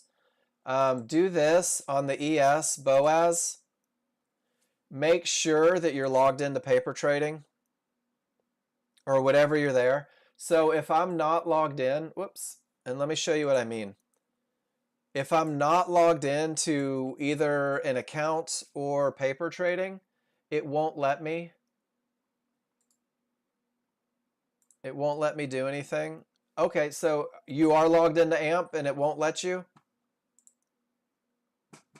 Put a ticket in with tech, let Jason. Just get with Jason and tech, he'll probably have you fixed in a matter of seconds. I'm not 100% sure off the top of my head what the answer would be without looking at your charts and seeing where you're at. So Jason will be able to do it a lot faster. Yeah, you're welcome. Sorry, that wasn't super helpful. And then Sergio, you got your answer. Pablo, those jerk faces got you. Adam took the perfect trade that didn't work. All right, strong top. All right, who is this? Is this you, Sergio? Cool, not a strong top. What's the recipe for a strong top? Do you guys remember? First, it's a termination condition, right? Has to be a termination condition. If it's not a termination condition first, it can never be a strong top, Sergio. Does that make sense? Not okay. Does that make sense? Okay means shut up. I don't like being called out. So what happens is this was your potential termination condition, and then your triggers get through, and then Sergio, this is a common mistake, which is why I wanted to address it, is this pink line, price didn't reach it.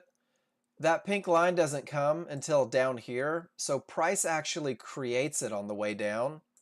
So it can't be a termination unless price comes back to it. But here's the great thing. Are you ready? I just wanted to clear this up for you because if you use it for 50-50s, it's really important that you know that term. Here you have momentum and a clear path, right? So even though it's not a strong top, life is pretty good. And then there's the perfect pullback to an area inside of triggers. And there you are making money on the perfect trend trade, Sergio. Nicely done. So everything that I said about the strong top has nothing to do with your perfect trend trade and ability to make money over here. Great, great job. And with this look, Sergio, they're more likely to hit that fib than they are not to hit that fib. So that was a perfect trend trade as well. And this is where that second runner does great things for the P&L, right? Taking one off at potential trouble and letting that other one marinate when the large chart's absolutely perfect. Great job, dude. Beautiful trade. Beautiful trade. Not a good bottom. 3 triggers through. Divergence. Take the entry. Stops you out almost instantly. So Adam, something to think about. So you have already defined, and I want to really cover this. Weak bottom is one against you. 3 triggers is only potential. Divergence is the biggest killer. Should you have really taken the lower entry? It's easy to say that because you're like, man, I could have made $100 or I could have survived this trade. But when you look at a chart and you're like, crap, damn, heck, is it okay to just not take the entry, to say this isn't my best look, to say that when this happens, I lose more of these than I win? Maybe there isn't a best entry. Something to think about. I don't tell you guys how to trade, but I'm really good at recognizing patterns in you. And divergence on a 50-50, especially from a weak bottom, tends to get the ever-loving shit kicked out of it more than it doesn't. That's a pattern. Odds favorable, clear path, pull back to the area inside of triggers, stop placement keeps you safe, you were in at 80, 50, didn't hit your 100, you're out at 80, 50, so you got out break even. Is that right? Sorry, Kev. You got out break even? So, Aaron, why? Why did you go break even with virtually no movement in the trade?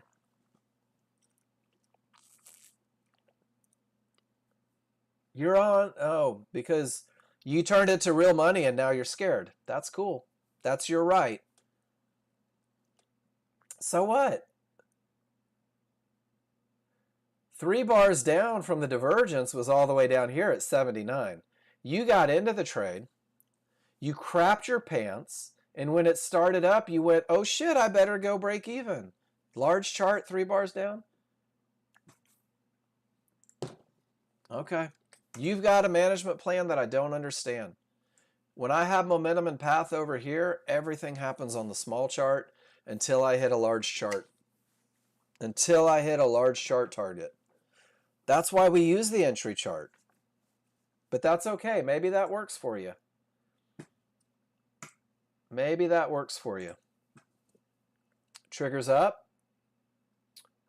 Directly into a termination. Perfect trend trade entry.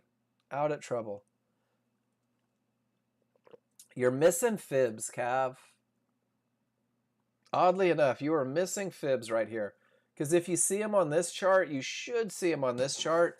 You may want to refresh your data. Look at that entry, though. That's pretty. And I like that there's no divergence and that there's all the momentum, right? Even if it stopped, you had so much pushing. What a great retest. Nicely done. But some of your fibs aren't showing up on the large chart, so it's a little incomplete.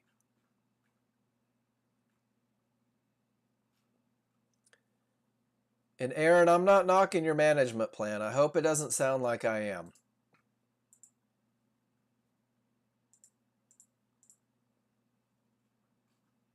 It's your management plan. It's not mine. But I recognize some of these things in people.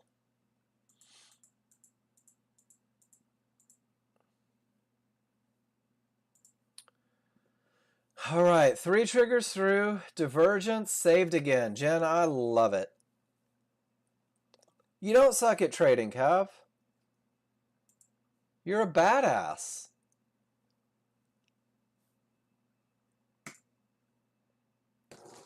Jen, weak triggers and divergence. You chose not to take the trade. I love it. Great job.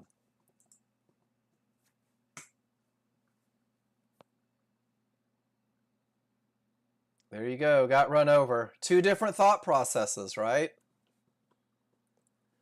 Great momentum. 3 triggers through. Weak triggers and divergence, and it loses almost instantly. So once again, I'm going to suggest this is 3. This is 3 now from the day that have lost with divergence on 50/50s. Same thing. 3 triggers, divergence, same trade. Only one of you believes in the KISS plan. So Jen said, this kills my trade. I choose not to take it. Adam says, I'll take it anyway. Right? That's cool. That's your right. Aaron says, I'll take it anyway. That's cool. That's your right. But I'm trying to get you guys a pattern here. Trying to help you. Not perfect entry. Only 2 triggers above. Got confused on 13-2. Man, Alessandro, I don't know what you're doing, brother. Now I can't see the large chart. I have to see both of the charts, but all of those say target.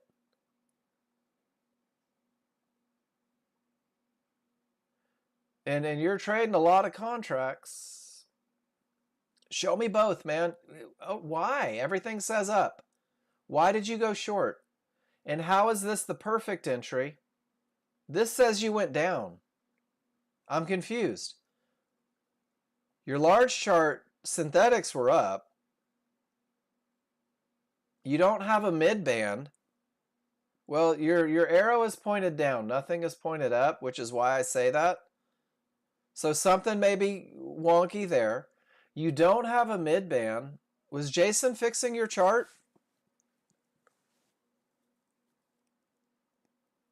You don't have one-to-ones. You don't have any divergences.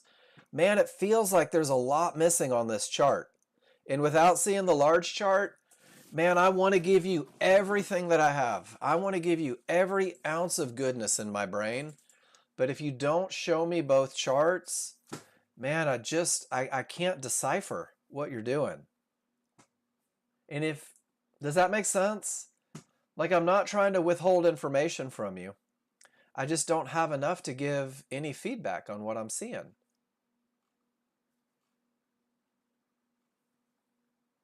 Is that gold again?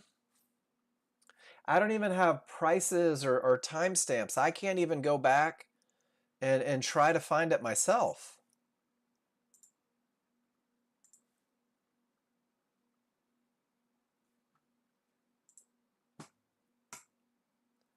You know I'm going to try though now, right? We're going to open up a gold chart and see if we can't find where this was. See what we can come up with. Because, man, I want you guys to really get the best of everything out of me. I want you guys to get, like, all the information I can give. Triggers up, strong side, room to trouble, pull back, close on the correct side. All right, Pablo, are you ready for a lesson? No worries. Hold on. Make this big enough to see. And this is a good one, dude. The second that bar, the whole body was below this area, that's not an area of support anymore. That's an area of resistance, which could have a lot to do with why that market pushed lower. Does that make sense? The second that bar, yeah, that's what got you. So this entry, that was the prairie dog. That was the prairie dog.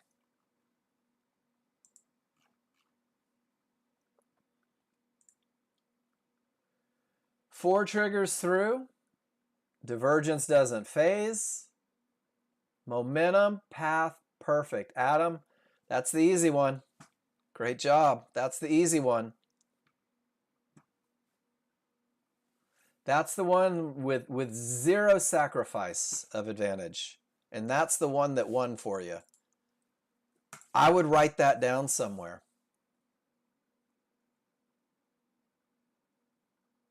And then Pablo, same rule applies. Same rule applies.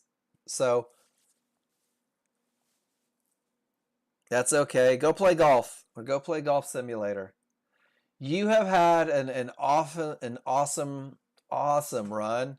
And sometimes you got to get humbled a little bit to keep you focused on the things that are important. Don't ask me how I know. But that one lesson, isn't that cool? One little lesson changes the whole dynamic. So great stuff, dude. Great stuff. All right, here we go. Not perfect. Two triggers through. Coming from that termination, everything goes up. All right, so yeah, you're missing some good stuff over here. Missing some good stuff on the small chart. Whoops.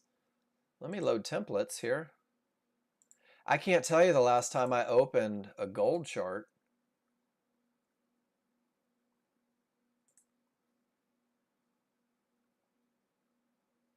Let me see if this is going to work for me. But there we go. Now we're looking. Was this from today, Alessandro? Okay. I'm going to try to recreate it on mine over here with the mid bands and the synthetics and all the parts that help it a little bit. And let's see what it looks like. I am still talking. Can you guys hear me okay? I guess so. Alessandra just said yes.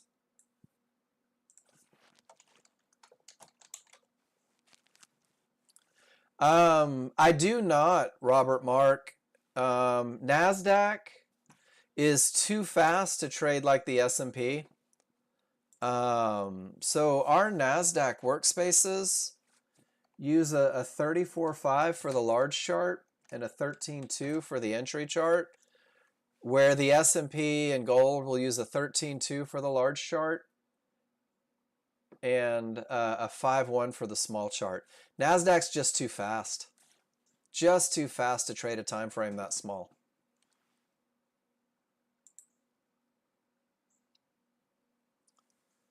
So between the mini and micro, oh, I see what you're saying.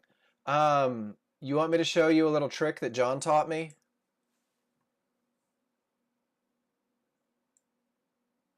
Give me 1 second and I will. Let me recreate this for Alessandro. Because I promised. So right around 10:30. So this was your tail right here, right, Alessandro?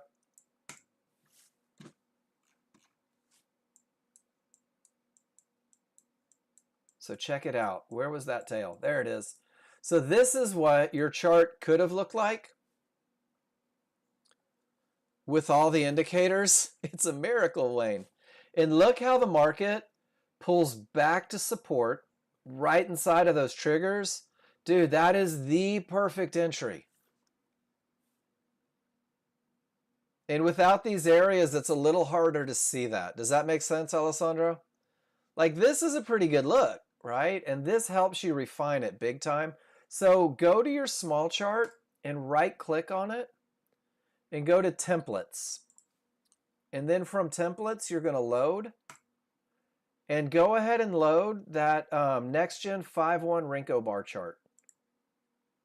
And that should get you everything that you need on that chart. That should put in all those indicators that are missing right now.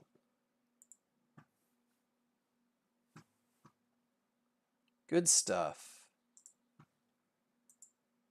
Good stuff. And I'm going to close that out so I'm not overtaxed. All right, so here's the trick. Robert Mark, sorry. You ready? If I'm choosing to execute on a micro, what I'll do and what I've done, and this is what John Novak did, this is not me telling you what to do because I don't give trading advice, is I'll come to my entry chart because why am I on a micro? Because I don't want 10 points a tick, right? Because I want $1 a tick, because I want less exposure, I want lower risk, it does something for my feel good. But I don't want to sacrifice the amazing freaking areas on the market that drives this market. Does that make sense? So I'll run big chart crude oil. I'll just execute over here because it's like $1 a tick, right? So everything says up here, I'll execute over here. My risk is 24 bucks. That's the only difference. But on the large chart, I can use those great areas, those people that are actually driving and creating movement, and these guys follow. And on crude oil, a lot of the time, you'll see that there's a pretty good lag. On the S&P, you won't see that lag quite as much. So hopefully that's helpful. I do hope. I don't know. I've never traded the YM. I've never traded it. If you do a 13.2 and a 5.1 and it's too fast, you could try the NASDAQ template. I've never traded the Dow. You could ask Jason if he has a pre-made. Or you might be able to download the indicators and get a pre-made. Man, Alessandro, you're going to want to get with tech then.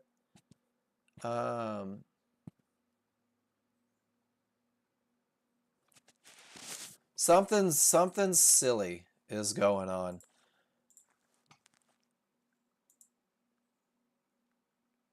And then OG1, I don't have that workspace built. But I'll tell you what, it looks just like this one, but with fibs instead of zones. John has a workspace that uses that is the lookalike, and he posted it in here yesterday towards the end of the day. Let me see if I can find it. Let me scroll up real quick.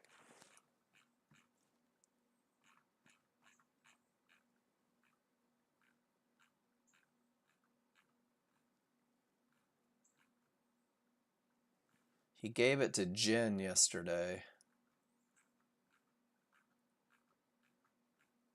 So let's see if we can hunt it down real quick.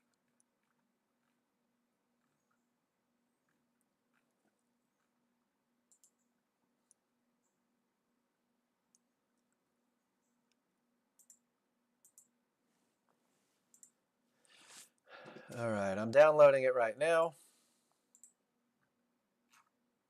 Oh, look at that. Awesome, thank you. So it's the first one. Man, I wish I would have seen that, Robert Mark. So it's the TV 1 minute. I'd have to completely reboot Ninja to bring it up, but that's the one that gives you John Novak's lookalike. So you can steal that one for sure. And Alessandro, I would get with tech and see if Jason can give you hands on the machine to help out a little bit with that.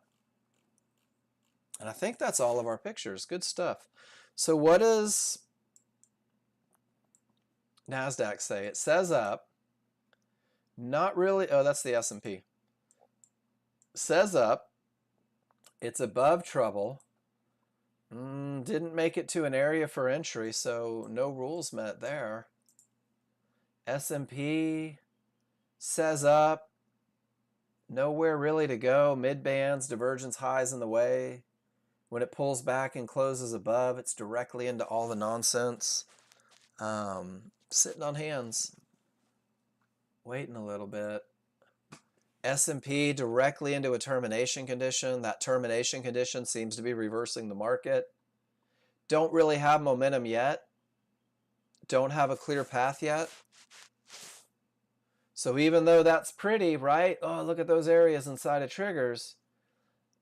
I've only got 2. I don't have momentum. Just doesn't fit any plan that I teach. So I'm not allowed to pull the trigger. NASDAQ made it to trouble, right? There's one of those momentum and path, pull back to the area. Looks like we're in the 90%, guys, on pretty much every market that I talk about. We're in that 90%. We're at that, man, as hard as I'm trying, as much as I want to, I can't seem to get my checklist met. I can't seem to get my rules to come together, so I'm just going to sit around and wait. And I'm not going to hope that a mid-band not in triggers creates a bounce. And I'm not going to hope that with large triggers up that suddenly going counter trend becomes successful. I'm just going to wait. It'll all come together. Almost always seems to. So that's it for pictures. Good jobs. OG 101, did you grab those workspaces? And you'll just extract them to NinjaTrader 8 workspaces. All right, now we have strong bottom. We have 3 triggers through. If divergence prints up here on the pullback, well, I've got weak triggers. This doesn't even fit my plan. Let's see what they do. 2 divergences and weak triggers on only 3 triggers through. Let's see what happens.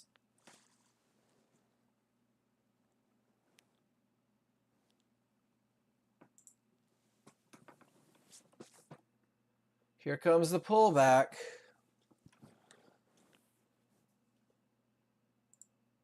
Adam, I'm not sure which ATM strategy you're stealing. Those were workspaces, but you would go to Documents, NinjaTrader 8, Templates, ATM strategy. So this is where all of my ATM strategies are.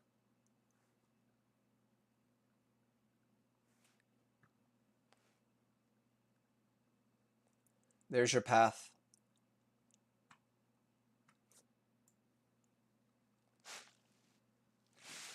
It is, isn't it, Wayne? They didn't make it. They pull all the way back to support, and the buyers are trying again. Good eyes. Did you get that, Adam? We good? OG, it could be anything you want it to be. It just depends on your plan. I can't stress that enough, guys. It just depends on your plan. You want to know a secret, OG 101? I don't like to admit this to people, but I'm going to. I can't watch my NinjaTrader charts and look at my TradingView charts because I make opinions. I know. Did you hear that, Wayne?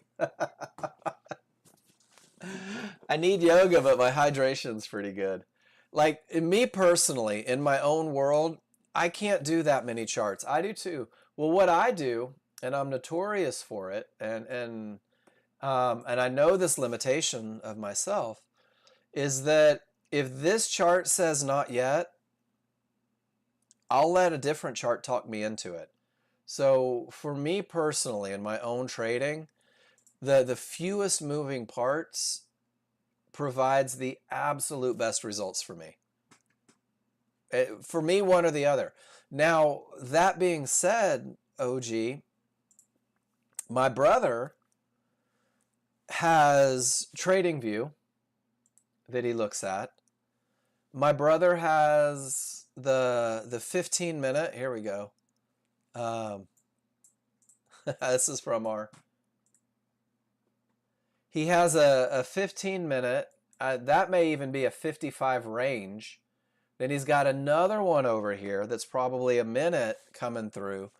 And he's got TradingView up on the other side, and he trades like an absolute boss. His brain's built that way. Mine's not. Yeah, me too. I love my brother, but I'm just not as smart as him. Just not as smart as him. Triggers are down. Clear path. Breaks below.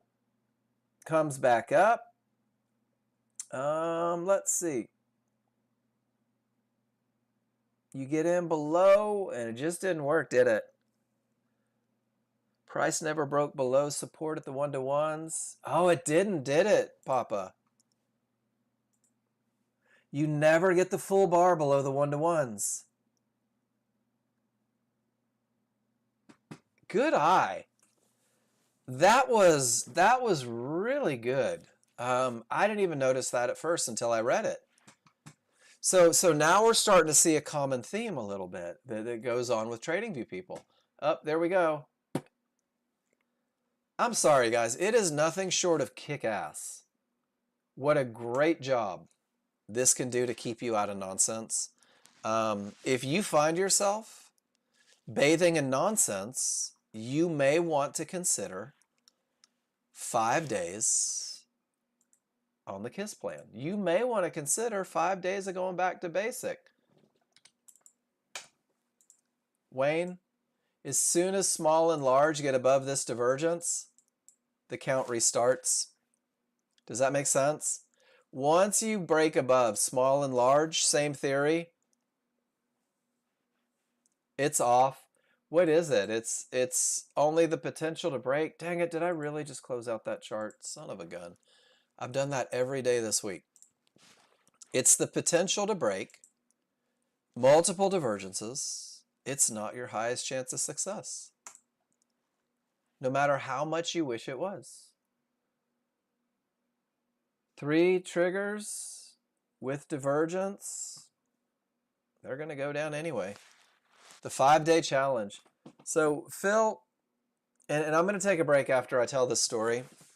Oh, wow, look, with 3 triggers and divergence, they're fighting. Gosh, long time ago, I was a personal trainer.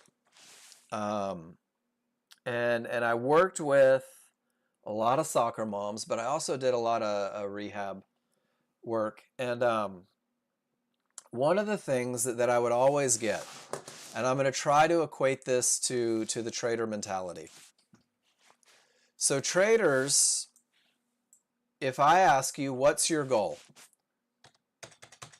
And you guys will say, I'll keep it simple.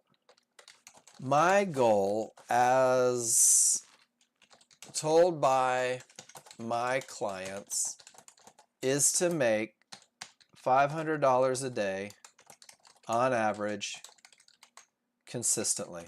You can prove wins more than it loses, comes with a management plan, and is provable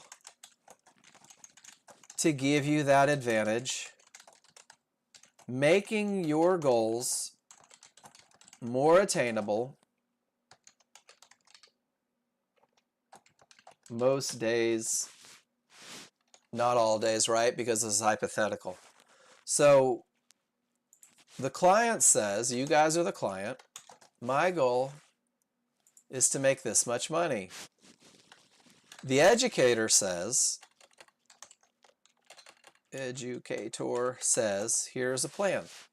So when I was a personal trainer, my client says, I want abs.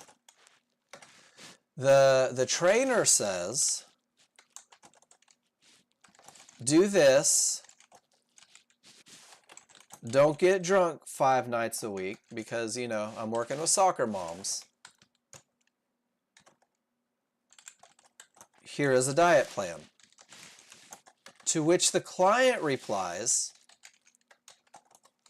well, I don't want to do that. What else you got? So this is normal, guys. This is human nature. People in this room want to be successful traders. People in this room are handed a plan that can be proved to win more than it loses. Guys, I've never had anybody with a KISS plan ever actually follow these rules to the letter and present me with less than 70%. So at that point, it's just a little bit of management to keep you on the good side of things. But human nature says, yeah, I know that would work. Cancel. I know that would work, but I don't want to wait for the right trades. Mark, I know that would work, but I really like those might break and have divergence and no momentum trades. And people say, Mark, I know that the plan works. I've done it. I've found success with it, but it's just not exciting enough for me. And all of you are content not hitting your goals because you're not willing to say, shit, that doesn't fit my plan. There's a million trades that happen all the time. That's not one of them. So I used to do things, and there's more to the story, guys. I used to tell people, do me a favor. Give me 5 days where you send me a picture of everything that you eat. And 5 days, let's get to the bottom of where your challenges are. Most people made it to about 9 a.m. on the first day until they stole their kids' Lunchables or Goldfish or Go-Gurt, and they stopped sending pictures right then. And it was easier to just stop seeking help than it was to actually get results. So, guys, if you're struggling, if you're not where you want to be, if you're not getting the results that fit your desires, give it 5 days. Every trade you take for 5 days, post in the room. Every trade. Tell me how you read your indicators. By the end of 5 days, we will know exactly what's broken with your reading, and you'll have a plan to fix it. Now, I'm not sure who will do it, because all of you that tell me you're trading the KISS plan bail out within the second or third day. Mark, hold me accountable to the KISS plan. hold me accountable to the KISS plan. And then the second you break the rules, you're like, well, yeah, but that had this or that had those. So that's totally up to you. Dinner on Monday? Man, you're fancy, Wayne. That doesn't look like food. What is that? That almost looks like food. Or from my garden. Sad little portion. That looks delicious. Couple different angles on it. There we go. That's what I'm talking about. Little red meat. And then some yummy. I dig it. I love good food. One of my roommates, one of my best friends that I grew up with is just phenomenal chef, has owned multiple restaurants. And he used to do that for us, Wayne. My wife and I would go into one of his restaurants and he would build out like a 15-course meal. And it's fun to do that. So no momentum, no areas inside of triggers. Avoidable loss once again. So guys, I'm not trying to sound preachy, but if you really want to get to where you're going, pick up the map. Follow it. Was then any of you old farts like me, the map's up on your car getting you where you want to be, and you decide you know better, and it takes 20 minutes longer? I've done it a million times. What's a map? There you go. Man card in check. Estefania, odds favorable. When the small triggers passed, you just jump the fudge in and hope for the best. And you got the best with all that momentum. Great job. That's your trade, Estefania. You are a jump in with momentum, jump out before it's gone kind of lady. Just took a wrong turn. Right on. I tell my wife I have testicular navigation. So when she's like, do you want the map up? I'm like, testicles. She goes, yeah, that's why I'm asking. They're clearly not calibrated. I'll blame the vasectomy. So, all right, guys, I'll be back in a minute. I need to fill up my water. Wayne heard it. Only 2 triggers in divergence. Take notes, my friends. Only 2 triggers in divergence. When I come back, we're going to do a prairie dog lesson for TradingView for you guys that are doing the funding. I'm going to show you one of the biggest mistakes that people make with that software and one of the easiest ways to fix it. So go stretch your legs, guys. I'll be back in a minute. Sorry if that seemed preachy. See you in like 3.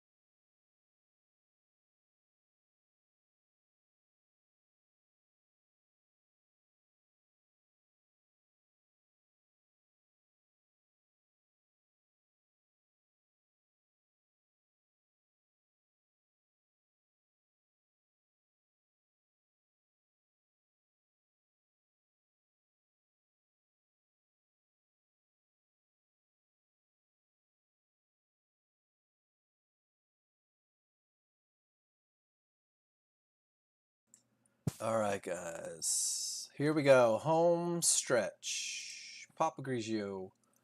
Triggers are up. The path is clear. Pulls back to the area. There's your close above. And it goes to the next area. And that is a 12-point trade, Papa. Beautiful. Perfect. Were you nervous going into it? You know what's awesome? Of course you weren't. You trust. Here's the cool thing. Papa didn't jump in here because his rules weren't met. And because he didn't jump in there, he had the patience to wait for it here. Which means instead of getting run over, he won this trade. It's beautiful. It's perfect. The hard part's waiting for it, is waiting for that trade. NASDAQ traders, you will get run over. NASDAQ traders get run over than any other trader I know. Papa, don't preach. Oh, man. Phil just Madonna'd us from the heartland. It's crap like that why Oklahoma gets tornadoes. All right, we're going to get S&P back up. Guys, I'm going to give a quick lesson. Those are terrifying. I've been near a couple. Those are terrifying. Hurricanes don't faze me. All right, guys, here's your lesson about areas on TradingView. So an area can only be one or two things. It can either be resistance or support. Is everybody comfortable with the concepts? When the market is trending up, if it hits an area, that area is resistance. So every time price is coming up, it reaches an area of resistance. That area of resistance remains an area of resistance on TradingView, whether it is a one-to-one, whether it is a zone, until you get a full bar, both sides of the body, not the tail, not a peak, both sides of the body above resistance. When that happens, resistance becomes support. And it remains support, not if price breaks below, not if there's a red dot, guys. It remains support until there's a full breakout below. So you'll see these areas go from resistance, right, to support, back to resistance. And if you learn this little lesson on the read, what it does is it keeps you from taking what we call the prairie dog. Exhibit A. This is the most common mistake among my TradingView friends. Price is coming down, you're excited about the pullback to the area, and you're like, oh no, wait, with all this momentum, I'm going to go short because they broke below resistance. And guys, they didn't. Until there's a full bar, this is still support. And very often behaves as support. So there are no short trades from that prairie dog peak. There are no long trades with that prairie dog peak. It is still resistance. But this is where I see you guys going, I've got so much momentum, I'm just going to jump in above trouble and hope it works out. I've got so much momentum, I'm just going to jump in below trouble and hope it works out. And it just seems to not. So price reaches support, pulls back to it as resistance, perfect, hits support, and just remains support. And now you're looking higher, right? And here it is resistance. And resistance never breaks. There is no long trade. And sure enough, the market pushes down. Does that make sense, everybody? Because you never get the full bar below, there is no short trade. It's still support. If you learn this little lesson, it'll change the whole dynamic. Look at this, resistance never changes from resistance. It gets tested 1, 2, 3, 4, 5, 6, 7, 8, 9, 10, 11, 12 times it gets tested. Never get a break above. And this is why 1-minute areas deserve more respect than a lot of you guys give them. Every area can create a bounce. So that's a pretty short lesson, but that's a pretty solid lesson. I'm going to drop it in the room. So if you find yourself struggling to recognize whether it's support or resistance, that's a great way. Just go practice it. Open up your trading view. And let's see if we can, let's do it on the NASDAQ, because I took the zones off of my NASDAQ, so we probably want the S&P. We'll just do one big picture. Will it let me go further? Yep.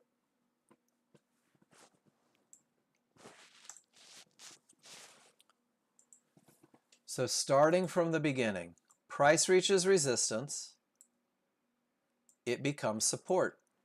Look at that. Support creates a bounce. It remains support because there's not a full bar above it. It remains support because you don't get the breakout below, and the market pushes up. And then it comes back and it breaks support, and it breaks support right to the next area of support that takes it up to resistance, never get a full bar above, and it pulls it right back to an area behaving as support. Pretty cool, right? You'll learn to do this in the moment. You'll learn to look at your chart and say, this is an area of resistance. And even if price peeks its head above it, it's still an area of resistance, guys. And that's where people get in trouble on the prairie dog, because they're like, but the large chart's going up. There's nothing in the way. Until you get a break above, guys, this is just resistance. Which means that if you're looking for a trend trade, the small triggers roll. And when the small triggers roll, I look lower. Let's see if it works as resistance here. Does that make sense, guys? The prairie dog eats people's money for some reason.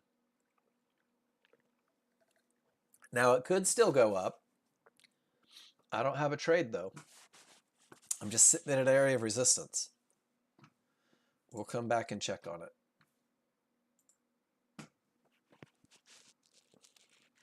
Yeah, they are. No momentum, not a clear path. If this goes up, no areas inside of triggers. 0 for 3. 0 for. Some of you are going to take this trade hoping because everything is green, the market goes up. And it might. And you may pull one off here. We'll see. No momentum. Hell, it's even in a downtrend. But there's no momentum down, right? It's the fight. And guys, what's crazy, not even crazy, pretty freaking cool, the fight that you see right here is the same one happening at this area that is behaving as resistance. So there are some universals that go across. What do you guys want to talk about? What's up, Calucifer? I didn't see you jump in here.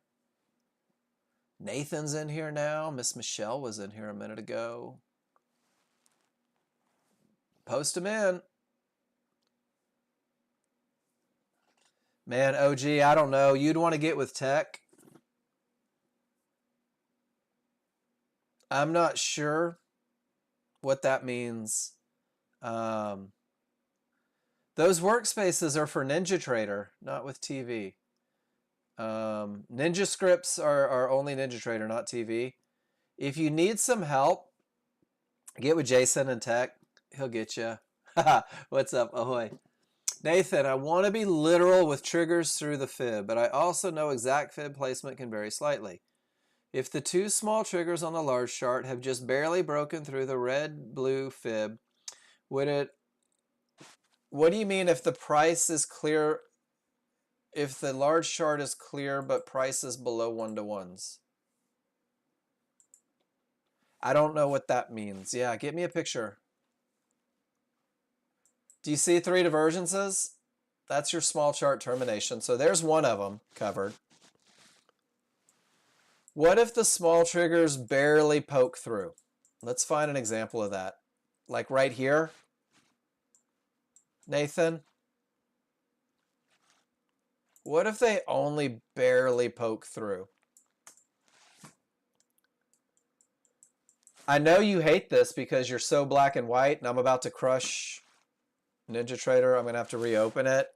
Nathan, you're going to have to make a judgment call, brother. You're going to have to make a judgment call. So watch this. Until you're capable of making that judgment call, why not just keep it super black and white? Why try to fix every combination of burger with the toppings? So, Nathan, what trade does it affect? Being a strong top or bottom. Let's do that real quick. Let's just see if we can talk through it. I love this stuff. Let's see if we can talk through it. It affects the 50-50 trade. 100%. I don't have a gap theory trade. I don't have any idea what you're talking about. Show me your rules for a gap theory trade. I don't have any idea what you're talking about on the gap theory trade. I don't teach one. So if you'd be kind enough to show me your rules for it, maybe I can see that pattern. Gap theory is not a trade. Gap theory is nothing more than price reaching an area and the large triggers a full bar away. And what do you mean when the mid band is gone, weak chart can't affect it? I don't know what that means either.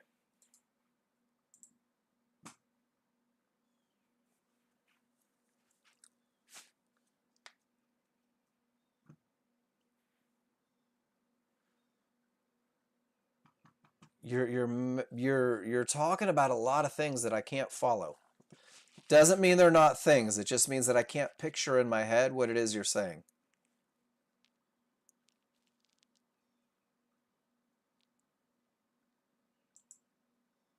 Oh, so you're talking from a weak bottom, the mid-band can hold? Yeah, absolutely it can. That's a chart read. That's not a rule, right? It's still a weak bottom and it blew right through it, didn't it? So Nathan, that is your manage the trade. I'm recognizing a pattern outside of the super basic rules that may affect the way I execute my plan in the future. That's all it is. There are no rules. That's just a read. Big difference. I only teach 3 rules. That's it. I only teach 3 rules. And if the large chart mid-band, if those large triggers aren't a full bar away, dude, it's a clear path. This one didn't have momentum, but it's a clear path, 100%. Does that make sense? Okay, so where are termination conditions found? You answered your own question. The large chart. So that's a target, right? That's not a termination at all. But you have momentum. You have a clear path. You have perfect entry. And you have room to trouble. Why wouldn't you take that trade?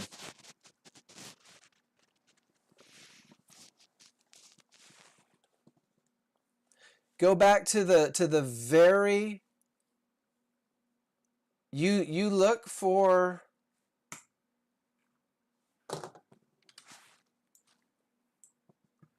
you look to the large chart, to the small chart for that right there. That's it. That's it. And let me show you a couple pictures of what I mean.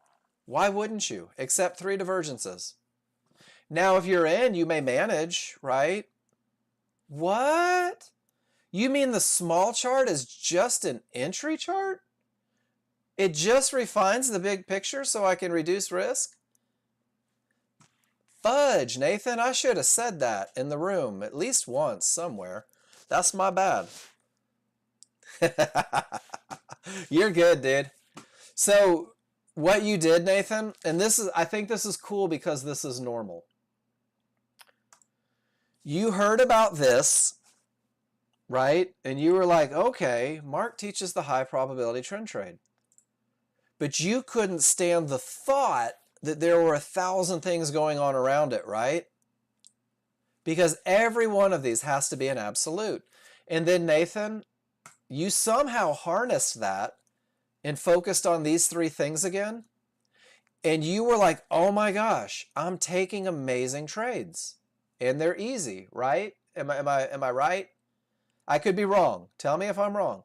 And now, Nathan, because this is easy, you want to start adding all this shit back in.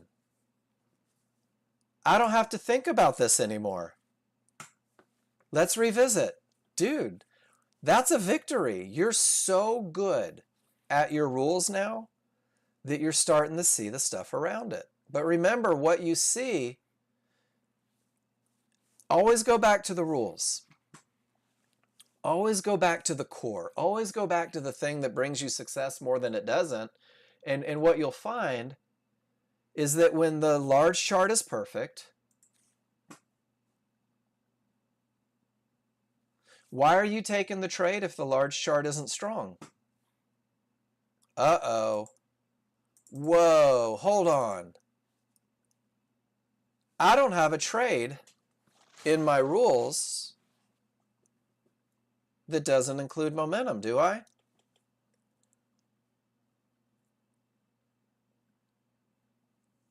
Okay. So what's your expectation? With strong triggers and nothing in the way, you put a big yellow box around it, right? Okay. So between your circle for entry and that yellow box, did anything happen on your small chart that could be construed a loss of advantage? Momentum is still strong. Path was still clear. Hell, it's still pulled back to areas inside of triggers. Can you show me anything on the small chart that said jump ship? Anything at all?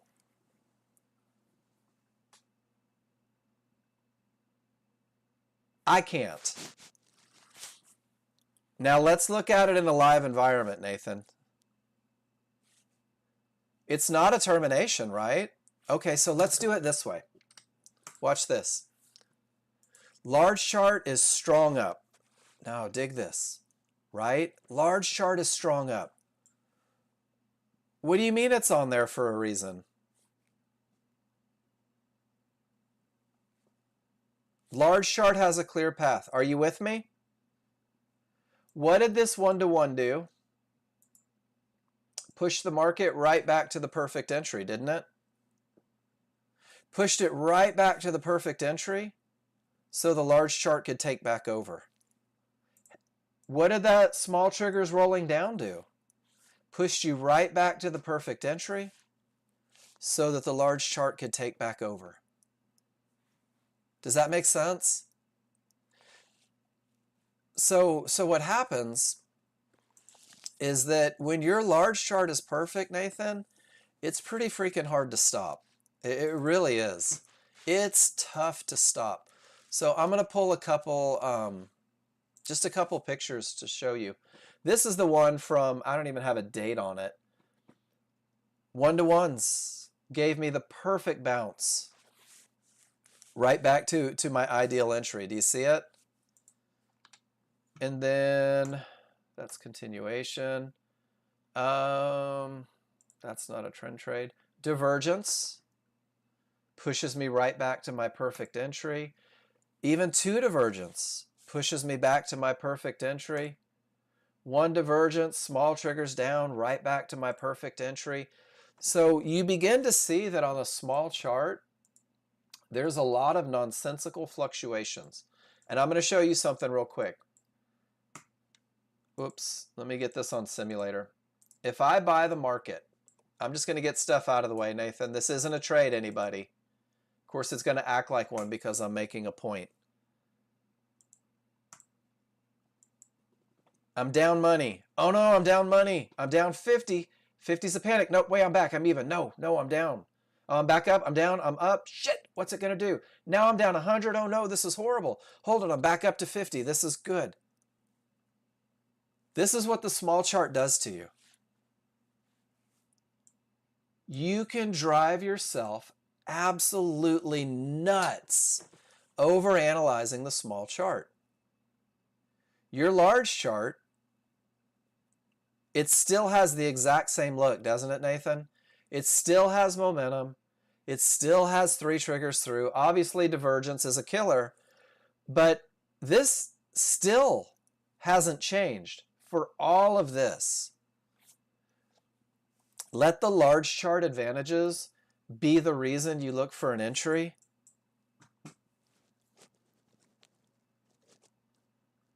So if the large chart loses the advantage of momentum,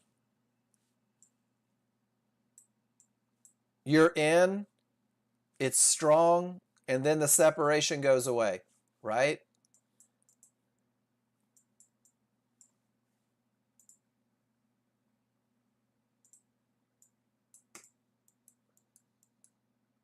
Three divergences in the same price range. Until that happened, it kept going up, right, Nathan? You're micromanaging. If your entry is down here, is it realistic to have odds favorable momentum for the entirety of the move to trouble? As it gets closer, people are going to start jumping ship, right? You're going to lose momentum. But what's the expectation? We get in when it's cranking so freaking hard that it's going to be hard to stop. And then you have 3 divergences print. We might lose the trade, right? But you'll see this a lot. If you get in when it's cranking, you can see it lose steam. What's it look like where it lost steam? Way deep in the move.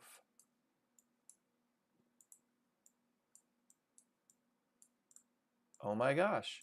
The small chart started printing divergences.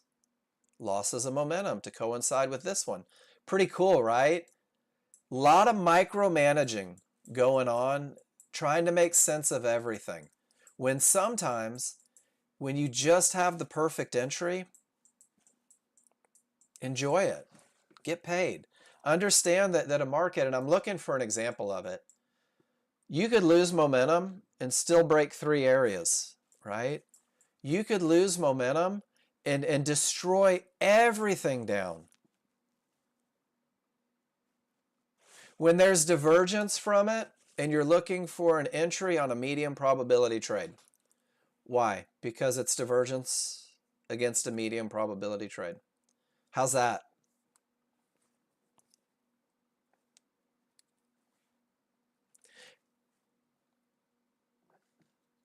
But look how far that went down. Do you see it? What does it mean? It means that if I had the perfect trade up here, it doesn't mean I have to get out. The momentum is designed for entry. Guys, the strong triggers are designed for entry because when you have strong triggers, the market's hard to stop. By the time those strong triggers go away, you should be several hundred deep if this is going to be one of those winners, and then you just manage it. So, good questions, right? And check it out. Only a couple triggers through, Nathan? That's when divergence from a 1-to-1 upsets the apple cart.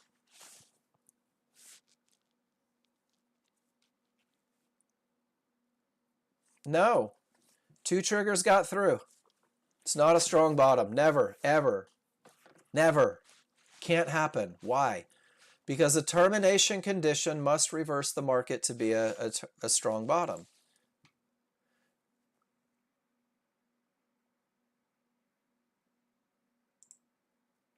I think it's awesome how you are desperate to make something out of everything. A strong bottom is first a termination condition that reverses the market. Is that a termination condition?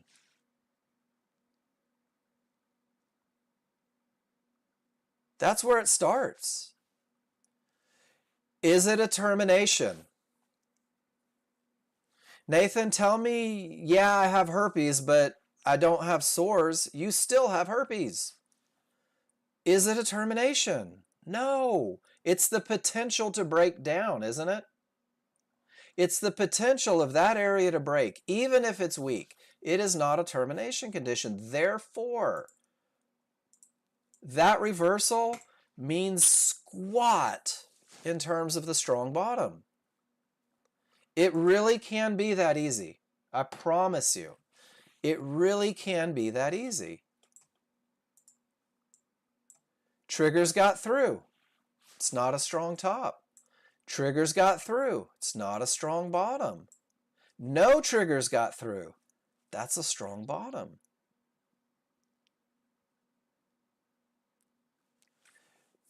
What if the second large trigger was so dang close to being through that it's hard to tell? That's your judgment? So, Nathan, what you're asking me, and let me rephrase it. Wayne, take care. Mark, I can't tell if my rules are met. Should I take the trade anyway? Okay. Nathan, I can't tell if someone took a shit in these brownies. Should I eat them anyway? Probably not. So if you can't tell that your rules are met, guess what? 9 out of 10 times your rules aren't met. And Nathan, you want to go back to some language that's taught every day in the room when we talk about termination conditions? You guys know that I use language on purpose, right? Small triggers smash. Smash through the area. Not peek their sad little heads. Smash. There's a reason that I draw it right down here every day when I show this picture.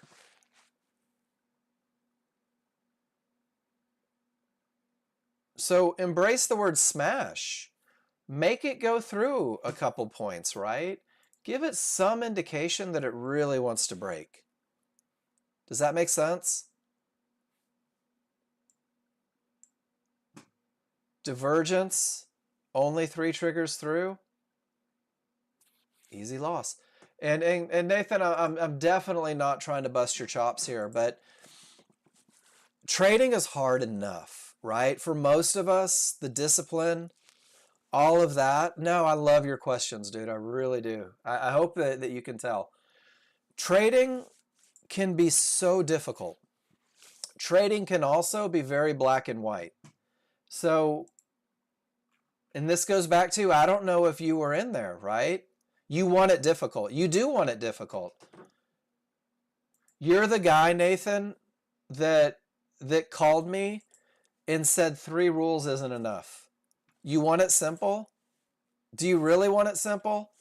Or are you trying to convince yourself you want it simple? You swear, promise, pinky swear? Then you've got 3 options to get you into a trend trade. That's it. It's either 100% true or it's not true at all. Is that fair? You've got a cast in concrete, ironclad way to put you into a 50-50 trade. It's either true or it's not true. It's like being pregnant. You're either pregnant or you're not. Nobody's ever been kind of pregnant. There is no half true. I did that on purpose, Nathan. I did it so black and white on purpose because 99 out of 100 of you use this phrase right here. And you're going to get, I think most of us will get a kick out of this. My rules are not 100% true. Does everybody know what the next word is? But.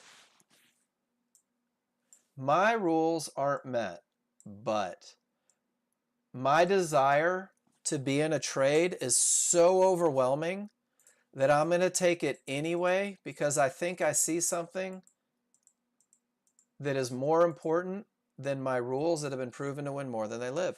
So anytime, Nathan, you can say but, you don't have anything that fits the rules. And it's people's buts that get them in trouble. It's not a clear path, but I know there's divergence on this 50-50, but have you tried it for 5 days? Were you here when I said if you're not getting it, do this for 5 days without anything to the letter and tell me how you do after 5 days? I've only had one person pull it off. I've challenged everyone that's ever been in my classroom for about 5 years. I've only had one person pull it off. And do you know what their results were after 5 days, Nathan? 93% winners. After 5 days of nothing but the KISS plan to the letter, 93% winners, because he had to prove to himself that it can be done. And every time you guys throw your butts in the mix, you're not proving that the plan works. You're creating variables, and variables upset the apple cart and give different results. And what you're doing is normal. Why? Do you need nuances to be successful? Ask yourself that. Do I need the nuances to reach my goals daily? Well, you haven't even tried it without the nuances yet, right? Why don't you give it a run without any of them? Okay, did you reach your goals more often than not? So there you go. So there's your answer.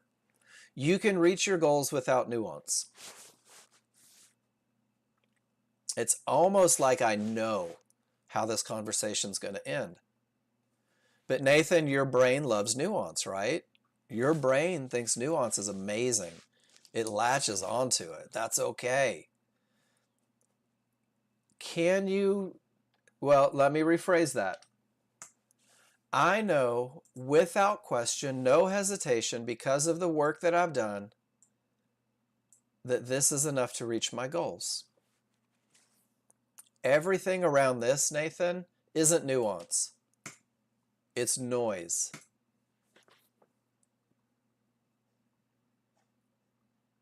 I love it. I love these conversations because what you're going through is what everybody goes through. And Nathan, I don't know if have you heard the 30-day stupid story? So I'm going to tell you the 30-day stupid. So I used to work for a restaurant, and my job, believe it or not, was to train new managers. Like they would send them in from all over the country to train with me.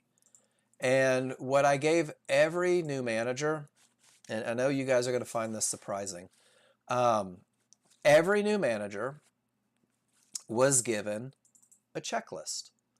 This is exactly where you need to be. This is exactly what you need to do. This is exactly why you need to do it. And here's the whys. Not just take my word for it. You need this because it brings success. And Nathan, I had the ability to create a flock of super managers within the first 30 days. And at the end of 30 days, I was the smartest, best mentor in the world. And then Nathan, at 30 days, almost like clockwork, and I kid you not, this is true. At 30 days, the average human says, I have been, whoa, that's huge. Come on, get smaller. At 30 days, the average person says, I have been unflappable, amazing, unstoppable, and successful. Successful. Because clearly I'm a badass. I don't need that stupid checklist anymore. And this is the 30-day stupid. And they fail miserably. And they lose money and they piss off my servers and they miss orders because the average human will 100% abandon everything that has brought them success because we're all egomaniacs. And we abandon the very simple approach that got us right where we wanted to be. And whether it is conscious or not conscious, right? And I think that that's it. Whether it is conscious or not conscious, until you can find success consistently, right? It's okay to not abandon the thing that's getting you there. And then Nathan, maybe when you've done all the work, right, and your brain's like, I need something else. Instead of mucking up your beautiful entries, right? Instead of taking away and creating confusion on your outstanding, proven to win more than they lose entries, maybe, perhaps, potentially, you start saying, I know that this management plan isn't designed for the bigger move. I know that this management plan puts me at break even when it doesn't make sense.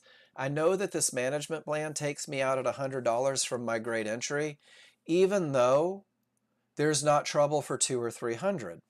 So Nathan, what you do is you say, this is just like general you for everyone in the room, I'm never going to let go of this amazing entry because great entries create manageable trades. But now instead of getting out at $100, I'm going to hold to the first sign of trouble. Does that make sense? Now, instead of going break even when everything's perfect, I trusted enough to leave my stop. And Nathan, the one thing that you do when you take this approach is you never let go of the amazing entry that has been proven to win more than it loses. All you do is now you begin to find ways to make more from that great entry, should you choose. Does that make sense? So while you're looking for nuance to affect entry, I would say look for nuance to get more out of your great entries. There's a thought. I love your questions though, dude. You make me think. You make me think hard, and I love that because it means that I get to go through and hopefully bring some real world experience to your journey. Strong trend. Didn't take the pullback to the area, right, Estefania? You get in when everything starts going back down, and it's just easy money for you. Great job. You were late, right? Estefania, have you ever heard my lesson about the market is going to keep going down until you get a reversal bar on the other side of those triggers? Did you know that that's a thing? Because you're so good at this trade. So like we just talked with Nathan, you want to learn how to get more out of it? You want to learn a little secret that I only tell my favorite people? So watch this. This is a pretty good example.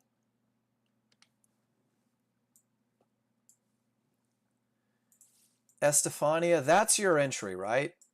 Starts to break through, little bounce comes down. Did you know that as long as you don't get a reversal bar that closes on the other side of those triggers, that market's going to go down? It can't go up. It just can't do it. It's impossible. As long as I'm left of those triggers, it won't go up until I get a reversal bar. Now, I don't know how far it'll go up, but it didn't push up until a reversal bar on the other side. And it didn't push down, even off one-to-ones, until a reversal bar on the other side. And it didn't push down until the reversal bar, and it never pushed up until the reversal bar. Do you see it?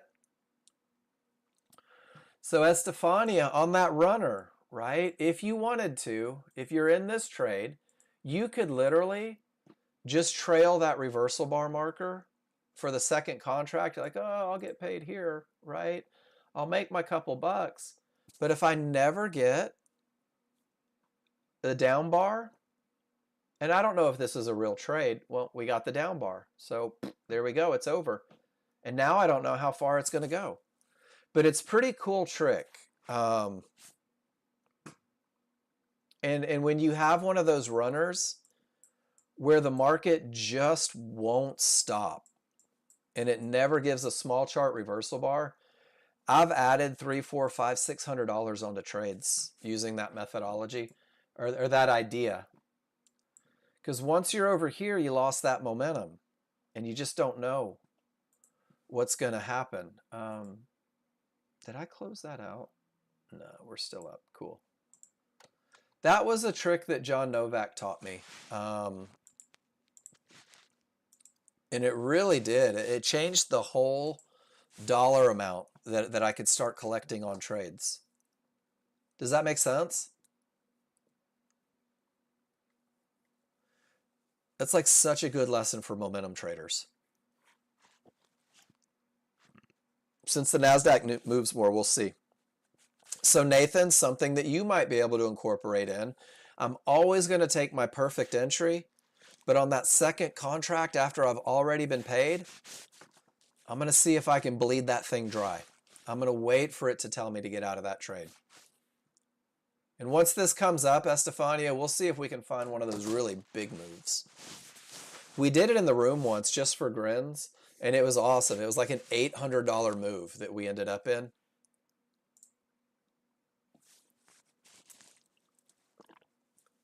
Same's true on the large chart too, right? If you never get a reversal bar down, it's just going to keep going up.